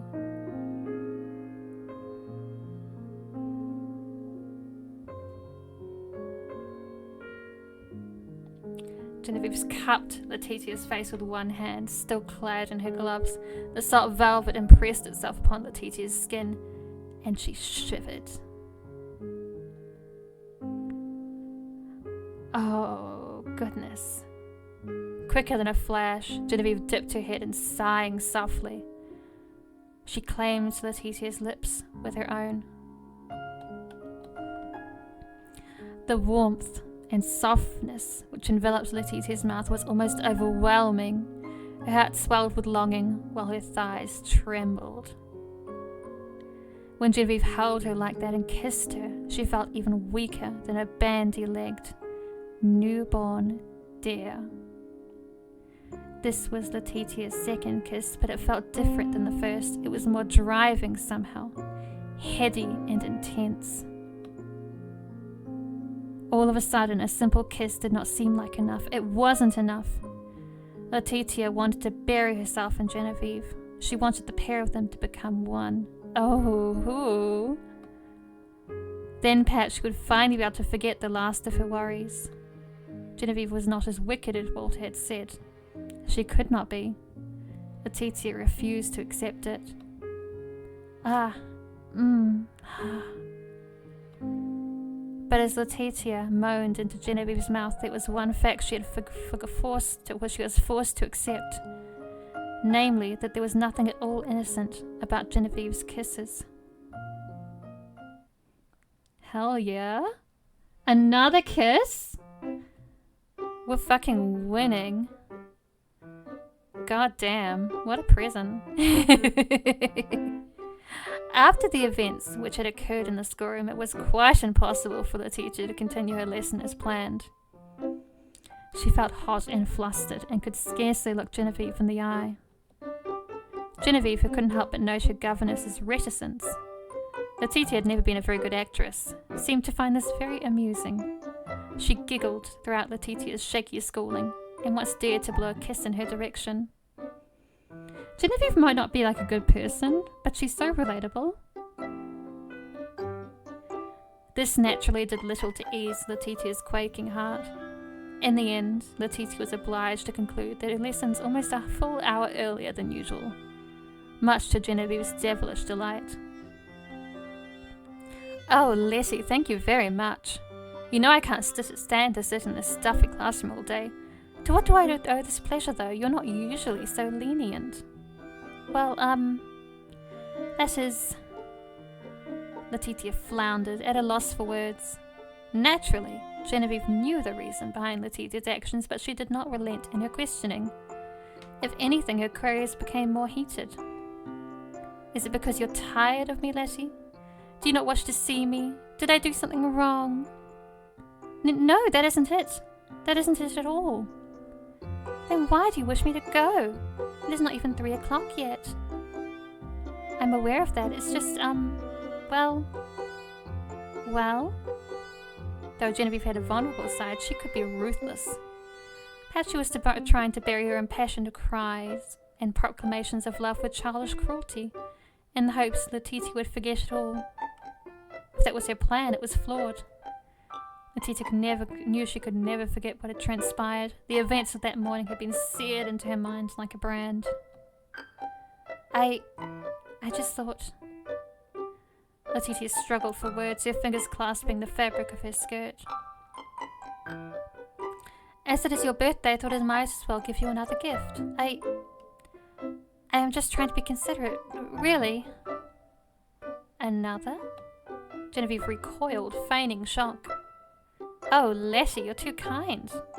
What did I do to deserve a governess as wonderful as you are? I'm not that kind. Don't think that I'll make a habit of this. Your education is still important, after all. And I would be doing you a disservice if...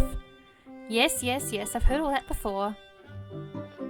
Genevieve rose to her feet. She stretched her arms above her head, then approached Letitia, who took a smart, instinctive step back. Grinning mischievously, Genevieve leant forwards and said, I had a nice time with you, Miss Reed. It was most educational. The tawdry implications behind Genevieve's words were not lost on Letitia, and her face burned in response. She couldn't afford to let herself go completely to pieces, however. As the older of the two, Letitia was determined to cling on to what little of her dignity remained. Oh, honey, why are you trying? Girl! Yes, well... Letitia cleared her throat. Let us continue our lessons tomorrow, shall we? Oh, yes. Genevieve's smile widened. I would love that. The material we covered in the past was quite dry, I fear, but now we're getting to some genuinely interesting territory. I think I've developed quite the appreciation for human anatomy, owing to your expert tutelage. And so it was, with a laugh, Genevieve turned to depart. Her red curls fluttered as she went, as did the hem of her dress. Bye-bye, dear Letty. I'll see you tomorrow, and don't worry. I won't tell boring old Rowena about all of this. Your secret is safe with me. What secret? Why, that you let me leave the schoolroom early, of course. What else would I be talking about? Oh, yes.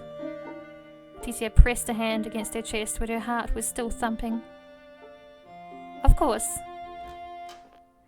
So saying, Genevieve finally exited the classroom, this most awkward of farewells punctuated by the sound of her easy laughter. At least she didn't seem to regret what had passed between them. That was a relief, at least. Letitia, however, had no idea how she was to feel about this mess.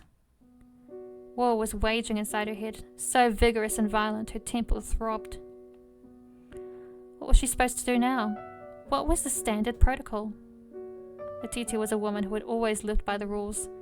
She lived to do what was expected of her, but no more than that. God, that sounds fucking boring. Sounds exhausting too. Though she had felt lost in the past, she had made do by stifling her emotions. This had been an oppressive sort of way to live, but had been safe and easy, comforting almost in its rigidity. Ugh. Now Letitia felt quite at a loss. Though she longed to remain by Genevieve's side, she could not help but dread tomorrow's lessons. Genevieve had already seen her at her weakest, completely at the mercy of her own base desires. And I'm sure she will see it again. Yes, I'm sure she will. She remembered how she trembled, her body tensing about Genevieve's fingers, and she blushed. How could she continue to act the cool, impartial role of governess now? Everything had been spoiled. Girl, you were never selling that image. You have been so easy to mess with since day one. She had spoiled it by being too weak to fend off Genevieve's roaming fingers. Nah, this is not where it started.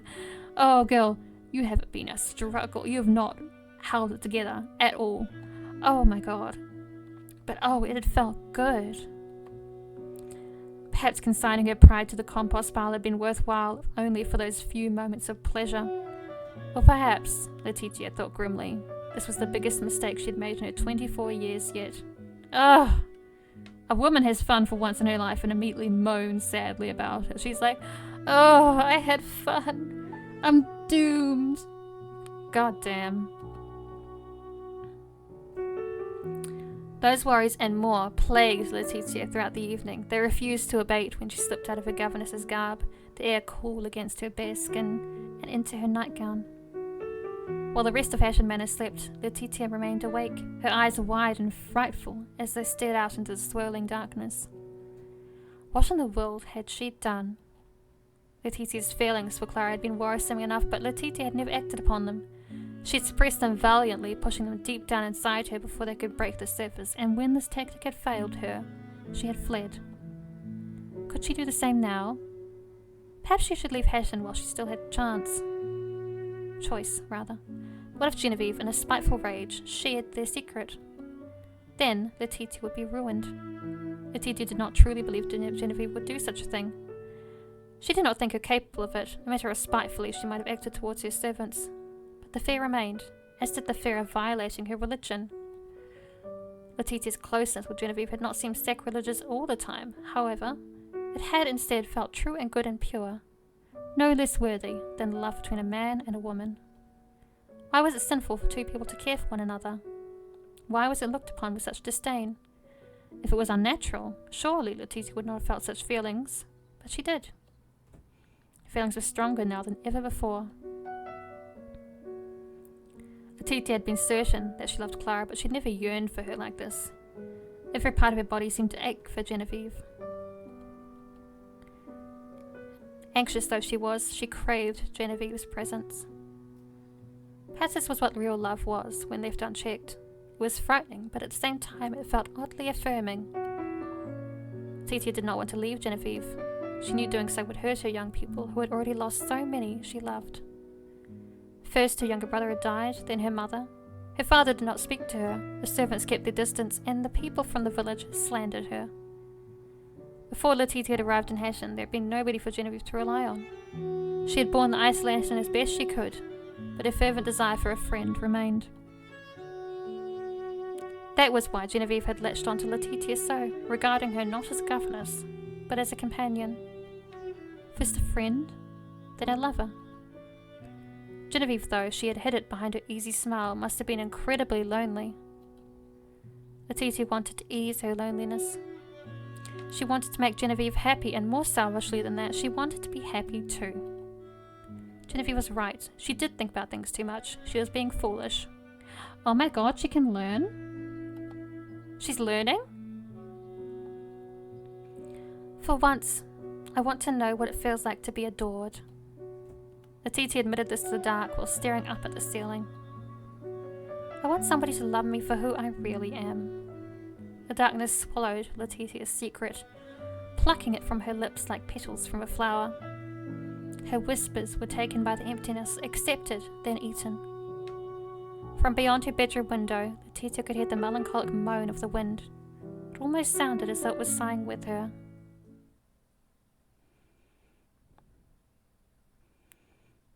Sometimes, Letitia wondered whether she had been born under an unlucky star. She had often questioned why it was that, though she could act in a manner which was expected of her, her feelings refused to follow suit. For reasons unbeknownst to her, her heart had only ever been swayed by members of the fairer sex. Letitia certainly had not tried to deviate from the norm when it came to her romantic proclivities. It had simply happened, creeping up on her like a miasma, until she could scarcely see anything but her own unnatural desires. Perhaps her yearnings were God's ways of testing her. He wished for her to rise above her earthly desires, and in so doing, prove her worth. Either that, or it was a punishment inflicted upon her for sins committed in a past life. If it was a punishment, Letitia supposed it could have been worse. The hot, heady minutes snatched with Genevieve in the schoolroom had felt like a paradise after constraining herself for so many years. It seemed a particularly cruel twist of fate, however, that she found herself summoned to Arthur's study a scant day after this had occurred. This was a machination of God's. He was more sadistic than Letitia had ever imagined. Even now she squirmed. She was certain he was laughing at her. Life was so very unfair. Miss Reed? Arthur Langley surveyed Letitia from across his desk. His tone was measured, as per usual, the epitome of an English gentleman. Are you feeling unwell? Your face is awfully flushed. Oh, no. Letitia glanced at Arthur shyly from beneath her eyelashes. to look over at Hine to give her permission to jump on the bed, apparently. She's a silly woman. She always seems to need permission to jump on the bed, even though she's always allowed on it. An odd girl. As per usual, Arthur was neatly turned out. His face was clean-shaven, his hair brushed back, the collar of his shirt starched.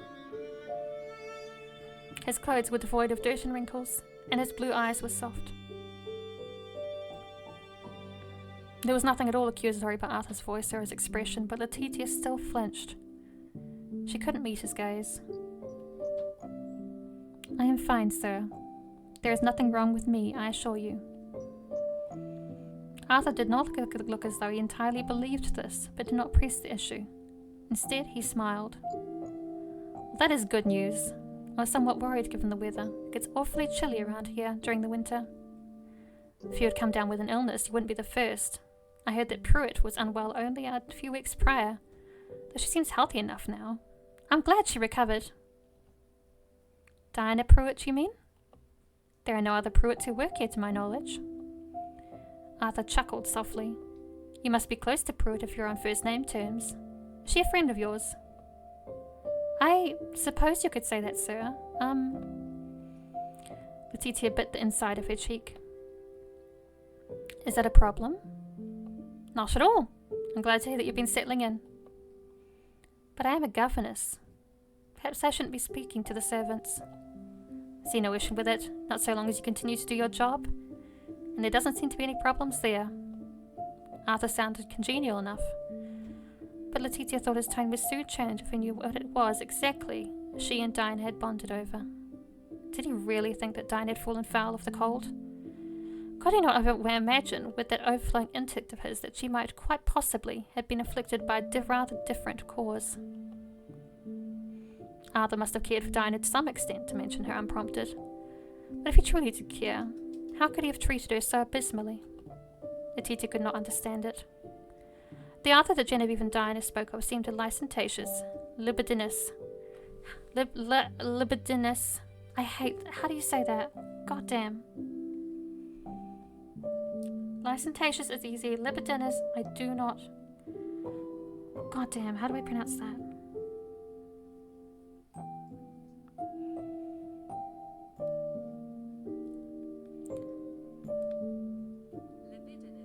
I am saying it right. It just fucking sucks. Okay, it just sucks to say. Okay. Libidinous. Look at my balls. Libidinous devil of a man, but whenever Letitia spoke with him, he appeared perfectly polite. He had never done or said anything to make her feel uncomfortable. Arthur Langley must have been exceptionally good at pretending. But that only made him all the more sinister. There's a cat screaming at me. Hang on. What do you want, girl? I'm talking to people and I'm not talking to you. Is that the problem? It is?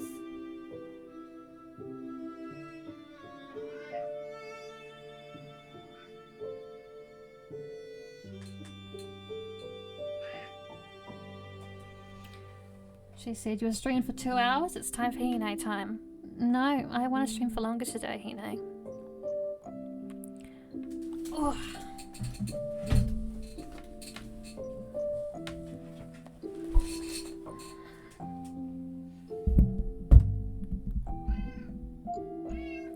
She's really scolding me today.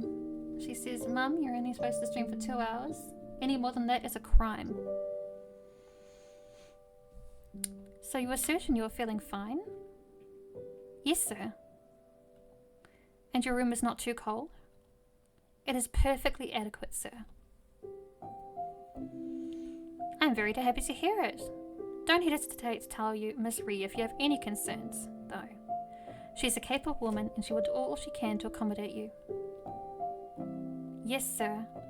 Letitia would rather poke a needle in the eye than ask a favour of Miss Ree, particularly after all she had done with Genevieve. But she kept that to herself. "Now as to why I called you here, well, I presume you know already." "Sir?" Letitia felt her heart clench within her chest. It felt like it was being squeezed by an invisible hand. It was not possible that Arthur knew of her relationship with Genevieve. If he did, he would not have been speaking to her so politely. She was being silly, but how are things progressing with my dear Jenny? Is she proving herself an amenable pupil? Oh, yes, sir.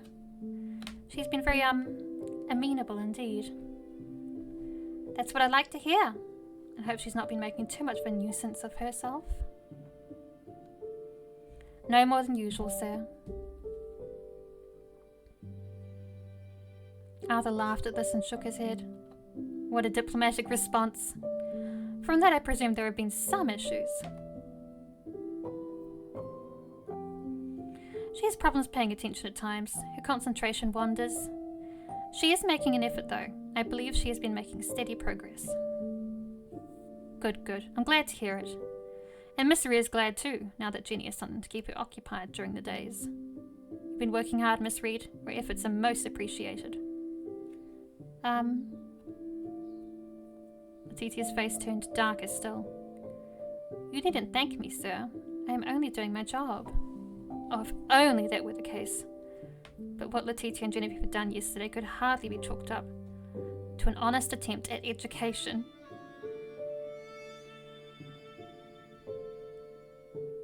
But I want to thank you.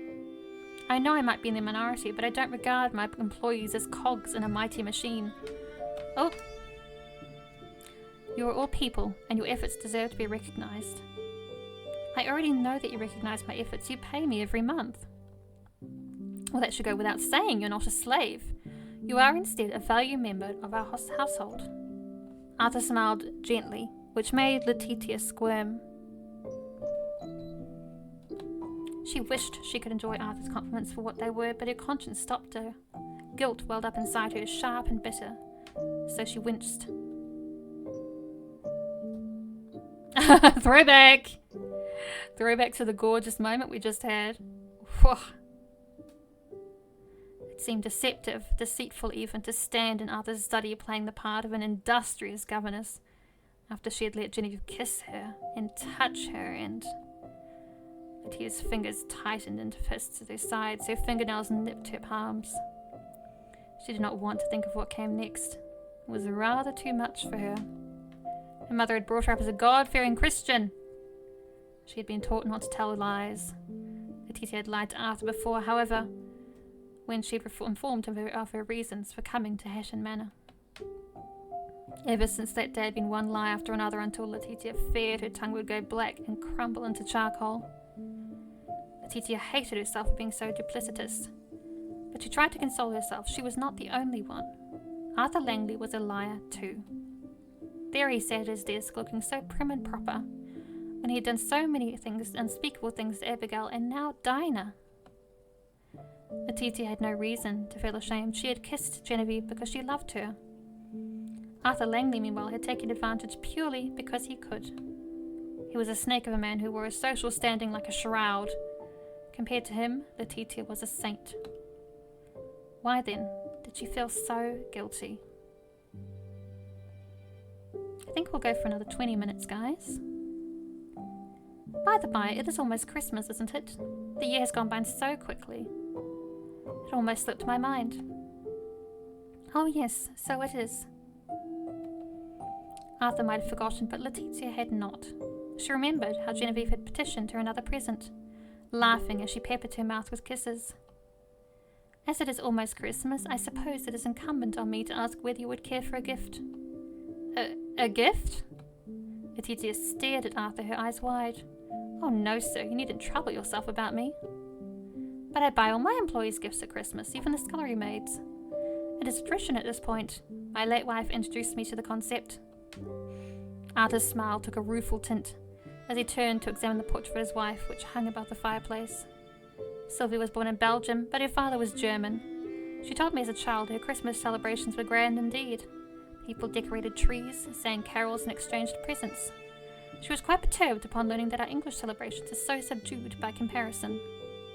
Sylvie made it her mission after our marriage that our Christmases here in Hatton would be as jolly as those she remembered as a girl.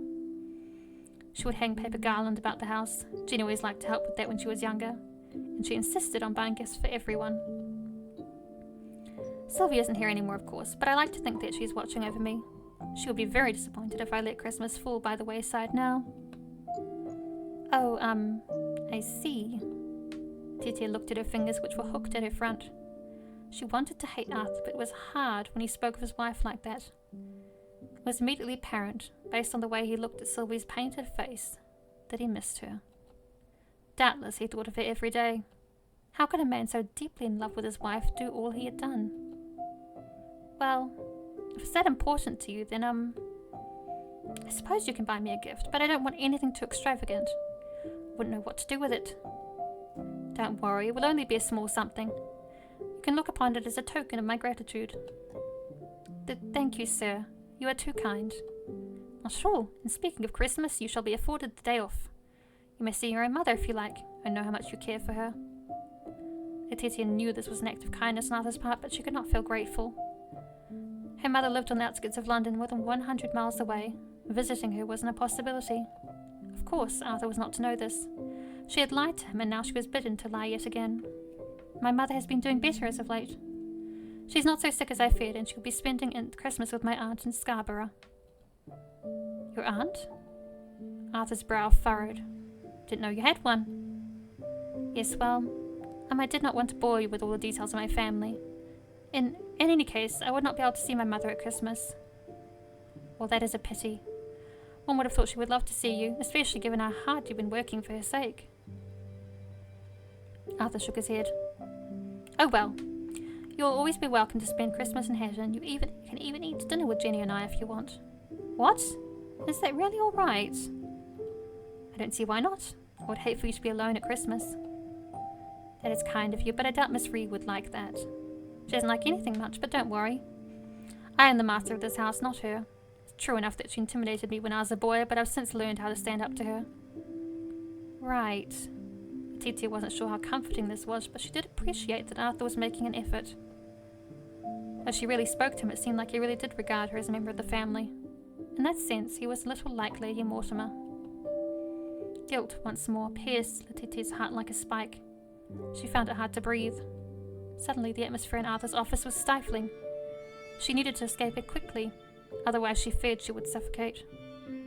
Well then, if that is all then... Letitia glanced anxiously at the doorway. May I be excused, sir? I have to plan Miss Langley's lessons tomorrow. Oh, yes. My apologies. Arthur smiled sheepishly. Didn't mean to keep you. Got caught up in thinking about Christmas and Sylvie and... well... Arthur's voice trailed off. Never mind that. I've delayed you long enough. Please, feel free to leave. Thank you, sir, and... thank you again for your kindness. Letitia dropped a neat curtsy and turned to leave. She was inches away from the door, fingers hovering above the handle, when Arthur called out to her. And Miss Reed?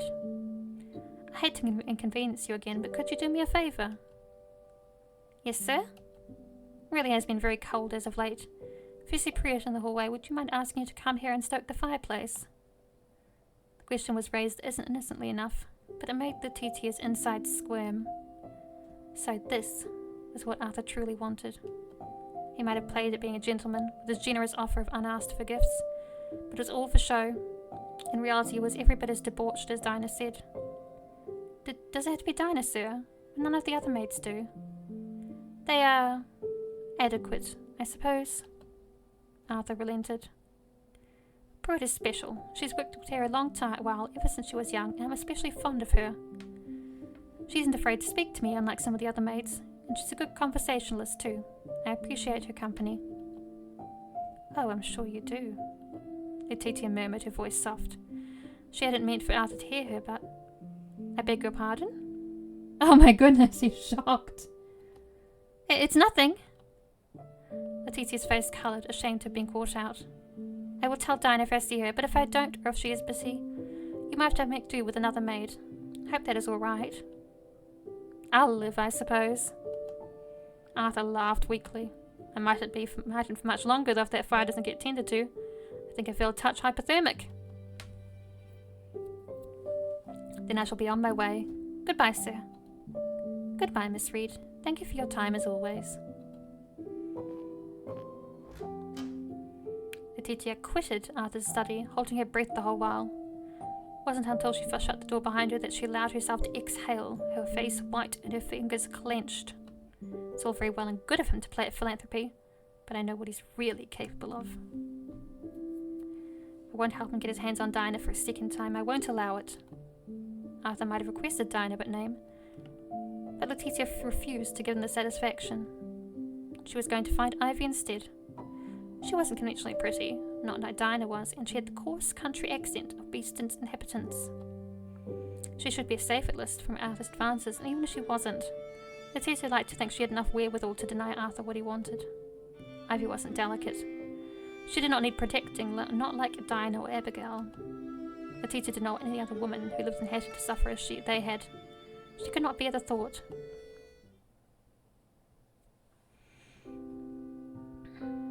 The days after that slipped by in a blur.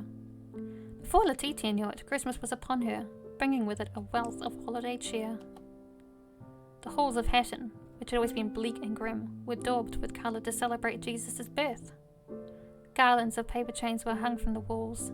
Tinsel was wound about the banisters, and a Christmas tree was installed in the central entrance hall. The tree itself was an object of beauty. It was a genuine fir tree, laden with candles and silvery trinkets, and upon its peak there perched a star. The tree was quite impossible to ignore, with its vivid green needles and shimmering adornments, seemed to demand attention, and indeed, whenever Letitia passed it during the run up to Christmas, she found herself pausing. Letitia had experienced 23 Christmases prior, but never before had she witnessed something so wonderful. The tree truly did look like an illustration from a children's book. The inhabitants of Hatton might have been divided by their positions and social statuses, but when it came to the tree, they were all in agreement. It really was a wonder. They were all in agreement, at least, excepting Miss Ree. Oh, of course! Miss Ree can't be happy with anything. Miss Ree tutted whenever she saw the tree and decried it as a waste of both time and money. The servants will be cleaning pine needles from the floor for the next 3 months, Letitia heard Miss Ree exclaim while scowling. What an affront to good taste! Miss Ree did not seem to hold with Christmas in general. The closer it grew to December 25th, the more irritable and crabby she became, snapping at every unsuspecting maid she passed who dared to look at her wrong. Letitia, for her part, was cautiously optimistic about the holiday. She was looking forward to the day off, and she was curious about the gift Arthur Langley had promised her. I'm just looking something up really quick, chat.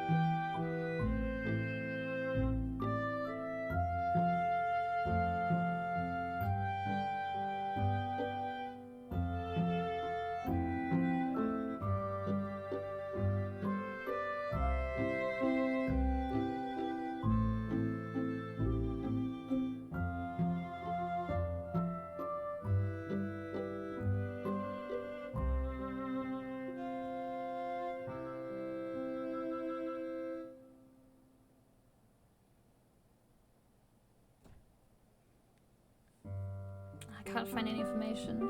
I had a feeling that, like, the game wraps up at Christmas, so next stream might be the last one, but we'll see. Soon, too soon perhaps, Christmas Day arrived. It was a day infused with the sense of sizzling fowl, roasting chestnuts, and tart cranberries. The cook awoke at 5 o'clock that morning, long before the sun had risen. She, along with her scullery maids, picked and washed and boiled and roasted for hours on end, all in the name of making a satisfying Christmas meal. Letitia herself awoke later than was her custom. Arthur had kindly granted the day off, and she had no obligation to the schoolroom. Instead, Letitia allowed herself the rare privilege of luxuriating. She lay beneath the covers, head pressed against her pillow, cocooned in blankets. It was enjoyable indeed to indulge in sloth so unabashedly, but a cool chill crept in through Letitia's windows, and her toes twitched from it. After tossing and turning unsuccessfully, Letitia was eventually bidden to rise. She dressed, and then waited for Dinah to bring her breakfast, but no breakfast was forthcoming. Perhaps Dinah, like her, had the day off. Had something of a loss. Letitia exited her quarters. She walked along the hallway and down the staircase, smiling at the Christmas decorations as she passed. When Letitia arrived in the dining room, she saw that it was not occupied. Genevieve already was there, alongside Miss Ree, and so surprisingly was Arthur. They must have been sitting there for some time when Letitia arrived. Miss Ree had been in the middle of a lecture, while Genevieve sat in stony silence, her arms folded. "Decorum, you really should learn," Miss Ree said, but then Genevieve saw Letitia and she stood smiling. "Oh, Letty, it's so very good to see you. Have you come to take breakfast with us for a change?" "I'm not sure. I waited in my room, but nobody brought up a tray, so I came down here instead."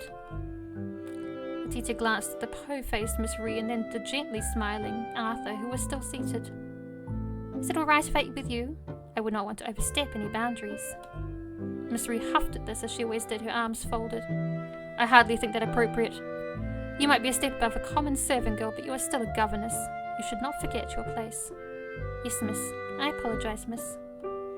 Letitia curtsied, her cheeks tinged pink. She could hardly forget her place, as Miss Ree termed it, when she was being glowered at so fiercely. Letitia wondered why she'd even asked if she was welcome. It was obvious, based on Miss Ree's expression. She was not. "I will go then." "No, Letty, that isn't fair. You stay." Impulsive as always, Genevieve reached out and took Letitia's arm with her hands. Letitia, who had not expected this, blinked. "Genevieve? What are you doing?" "Your governess asks a good question. What are you doing? You should know your father has the final say in matters such as these, not you." "Oh, do be quiet, Rowena. You try my patience. And you try my patience on the daily with your flagrant lack of respect. Do not think as though you can act as though you own Hatton, young miss, when you are still a dependent. If it wasn't for your father, you wouldn't be working here any longer, and I wouldn't feel the urge to pull my hair out right now." Genevieve turned back to Letitia, her expression imploring. "See, Letty, you absolutely can't go, not now. I need you here. I don't think I can last another second in the company of this boring old spinster." "Ugh. I've been at family situations like this before. Oh my god." "I know the feeling, Genevieve." "A bore?" said boring old spinster, glowering at Genevieve. Glowered at Genevieve, her nostrils flaring like a dragon's. "How dare you? I'm only trying to teach you some manners. The respect you give to your elders, or lack of, I should say, is simply—" Yes, yes, Genevieve waved one hand carelessly. "I heard you the first time, Rowena. You don't need to bang on so." "Then why do you never listen to me?" "I do listen to you. I can't help but listen, given you scold me so often. But that doesn't mean I'm obliged to do whatever you say. I'm not a child, you know. I'm already 19 years old. You might be 19, but you do not act like it. Why can you not be more like your mother?" This scathing remark cast something of a pall over the evening. The scent of roasted chestnuts that lingered in the air took on an astringent quality, and Arthur frowned. "Rowena, please. Let's not bring Sylvia into this. I would really rather we didn't argue. Not on Christmas Day of all days." "But sir, your daughter is a menace. If you do not chastise her, she will grow up into a hoodlum." "I have faith in Miss Reed. I'm sure we'll be able to keep that unruly daughter of mine in line. That being the case—" Arthur smiled. "Would you care to join us for breakfast, Miss Reed? Your company will be more than welcome." "Sir, surely you cannot be serious." "Oh, but I am. Very much so, as a matter of fact." "But sir, that woman is only a governess. She has no right to sit at the same table as you." "Come now, Rowena, it's only for one day. It is Christmas. Where's your holiday spirit? We should be making merry." "I concur." Laughing, Genevieve did a little jig of celebration, which of course did little to endear her to the already irate Miss Ree. she did a little jig. She did a little jig. "Stop that, Genevieve. Look, you look common. You're only saying that because you're upset that you didn't get your own way."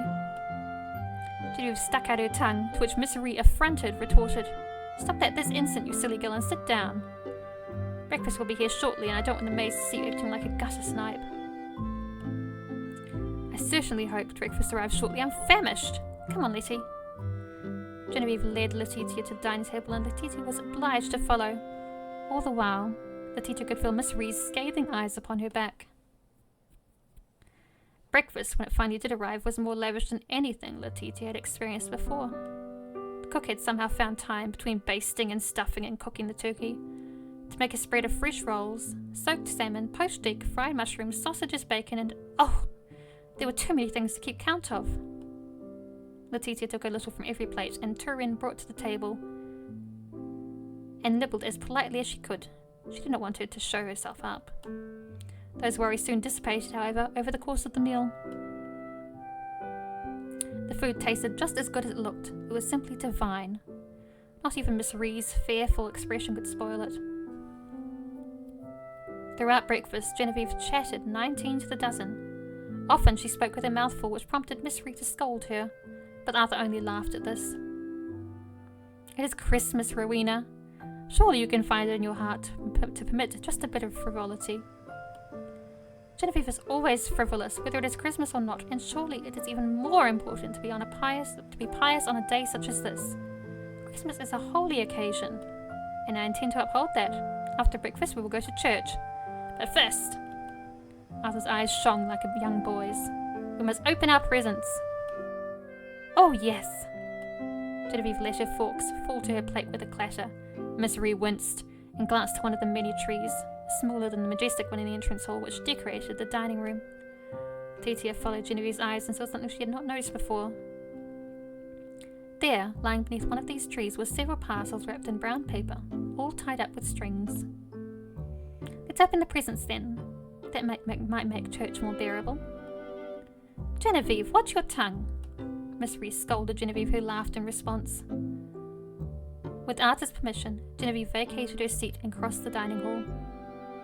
Kneeling by the tree, she scooped up the gifts which were addressed to her, then hurried back to the table. There was something well practiced about Genevieve's motions, which made apparent she had done this before. Letitia had never heard of Christmas trees before arriving at Hatton herself, or of putting presents beneath them. It was all quite exotic. She was sure Miss Ree would scoff and say it pagan, but it was amusing enough in its novelty. Genevieve certainly seemed to be enjoying herself. She deposited her own gifts upon the tabletop with wide eyes, her cheeks flushed with simple, childish happiness. There's something here for you too, Rowena. Here. Genevieve handed her one of the gifts across the table, almost upsetting a plate of rolls as she did so. Goodness, Genevieve, you should be more careful. I don't want you making a mess. Don't blame me, blame Father for buying you such a hefty gift. It's so heavy I can scarcely hold it. Take it quick. Miss Ree hurried to divest Genevieve of her burden before she could cause further chaos. Then she turned to her employer, her lips pursed. You needn't have brought me a present, sir. It is unnecessary. But you've worked in Hatton since I was a young boy, Rowena. And if anybody does the gifts, you do. And Sylvie liked to buy all the servants' gifts at Christmas. I'm aware, sir. Lady Langley was too kind. She was a wonderful woman. She was, wasn't she? Arthur smiled wistfully. If she were here, I'm sure she would have chosen your better gift. I'm not very imaginative, I fear. The present is probably unnecessary, but I hope you like it all the same. The present is unnecessary, I've told you countless times, but, well... A rare smile captured the corners of Miss Ree's lips. Her eyes softened, smoothing out her features so she could no longer seem as harsh as she often did. Thank you, sir. It is the thought that counts. I know I said we were going to go for 20 minutes more or so, but I still want to keep going. Oh, no. We'll keep going. Miss Ree's gifts, as it transpired, was a housekeeping book penned by Estelle Wood. It was a hefty volume, some 500 pages long, which could have been used as a murder weapon. I love tomes. I love tomes and heavy books and just like monsters of things. They are so enchanting. When Genevieve saw it, she snorted. Oh, Father, you always buy people books. You're so predictable. That must be the scholar in me, I suppose. There's nothing I like more than a good book, though I know others disagree. I would certainly disagree. If you've brought me silly old books, I'll be very angry. Genevieve, you should be grateful for what you have, and a book or two might do you some good. For a grown woman, you're hopelessly ignorant. And for a grown woman, Rowena, you're such a terrible dullard. That book really is the perfect present for you. Why, you? Now, ladies, let us not fight at the breakfast table. Jesus will be very disappointed in your conduct. I don't give a fig what Jesus would think. You always have been fearless, yes. It's a pity I can't profess to being so cavalier at this stage of my own soul. Arthur laughed, amused, and shook his head. Don't start opening your gifts just yet, though, Jenny. Should be a gift among that pile from Miss Reed, too. Can you find it? Oh? Letitia addressed it to herself, her lips pursed. For me, sir? Yes, indeed. I did say I was going to get you a gift, didn't I? Yes, I suppose you did. Letitia looked at her lap, her cheeks pale pink. Thank you, sir. You didn't thank me just yet. I'm afraid I don't know you all that well, so I was quite stuck when it came to making my selection. I only hope the gift I've given you isn't too embarrassingly inadequate. Knowing you, Father, will just be another boring book. But Letty might like that. She's awfully smart. She knows such an awful lot about old dead kings. I know as much as any other one my age ought. Oh, come off it, you're being modest. Genevieve checked the tags attached to the gift, searching for Letitia's. She soon found it and bequeathed the parcel to her governess with a flourish. Here you are, my lady. Oh, God! She miladied! She miladied! I know it was a different era, and milady meant different things. But the fedora... I'm picturing Genevieve with a fedora now. It's bad. It's bad. Thank you. Letitia's fingers brushed Genevieve's while accepting the gift, which made Letitia blush more fiercely still. Though she knew the gift was from Arthur, not Genevieve, she could not help but feel grateful towards her unruly charge. If it weren't for Genevieve's pleading, she might not be sitting in the dining room at all. Miss Reese certainly did not seem to want her there. As Letitia unwrapped her present, she felt herself almost like... found herself feeling almost like an honorary member of the family. Oh, goodness, I might need to close out soon. I'm tripping over things a lot. Arthur was the good-natured patriarch, Miss Reed the crotchety old grandmother, while Genevieve was the mischievous little girl. What in that case did that make Letitia? She could not have been Arthur's wife. She hardly knew the man. She did not very much like the idea of being Genevieve's sister either, not after all that which had been transpired between them. Oh, if only she could have been seated at that table, not as a governess, but as Genevieve's beloved. If she'd been a man, maybe she could have been Genevieve's fiancé, her husband even. Letitia, alas, was not a man. She was undeniably a woman, and if Arthur had known of her relationship with his daughter, he would not be half so keen to celebrate Christmas with her. Neither, Letitia thought dolorously. Dolorously?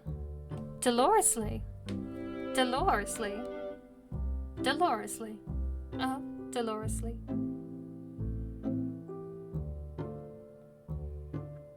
Feeling or expressing great sorrow or distress. How funny. Would he have brought her a present? Dolorously. That's a name. What are you doing, words? He could only afford to act kind because he did not know, and this thought tarnished some of the warmth Letitia had once felt.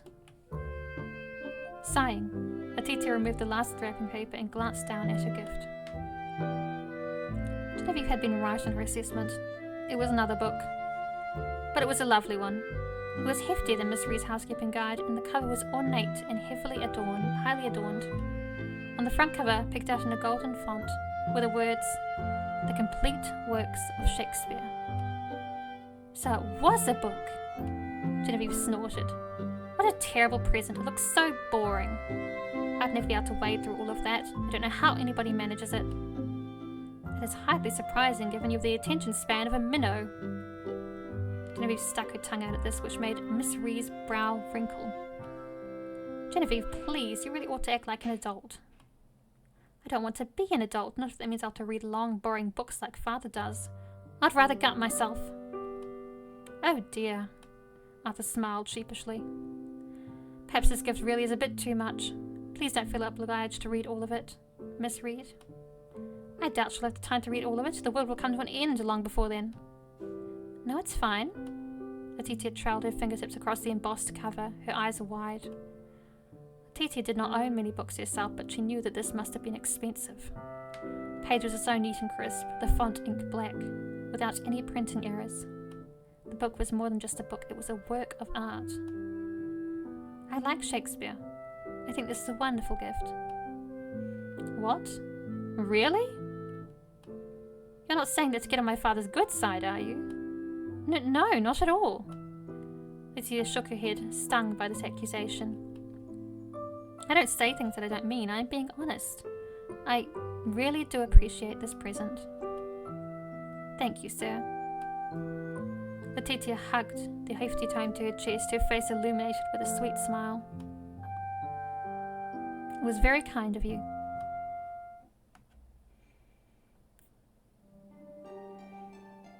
Oh, I think that might be me, chat. I think I might be done. Let us save.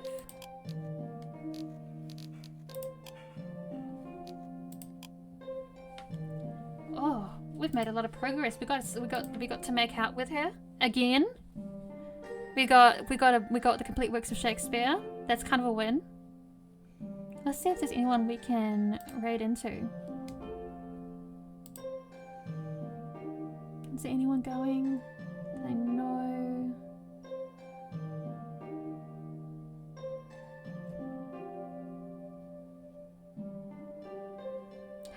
Kathy's going! Oh, we love Kathy. She's playing Hello Kitty Island Adventure. Such a good pull. She's cute. She's cute as hell. Oh my gosh. She's a cute little kitty cat and she's got the bug hat on. She's fucking adorable. We love Kathy. Kathy is just precious. Let's get her, vibes. Let's get her.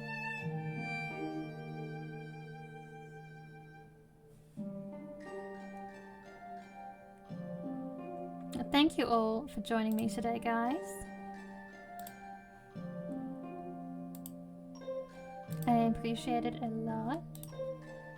And I'll see you next time. Bye bye.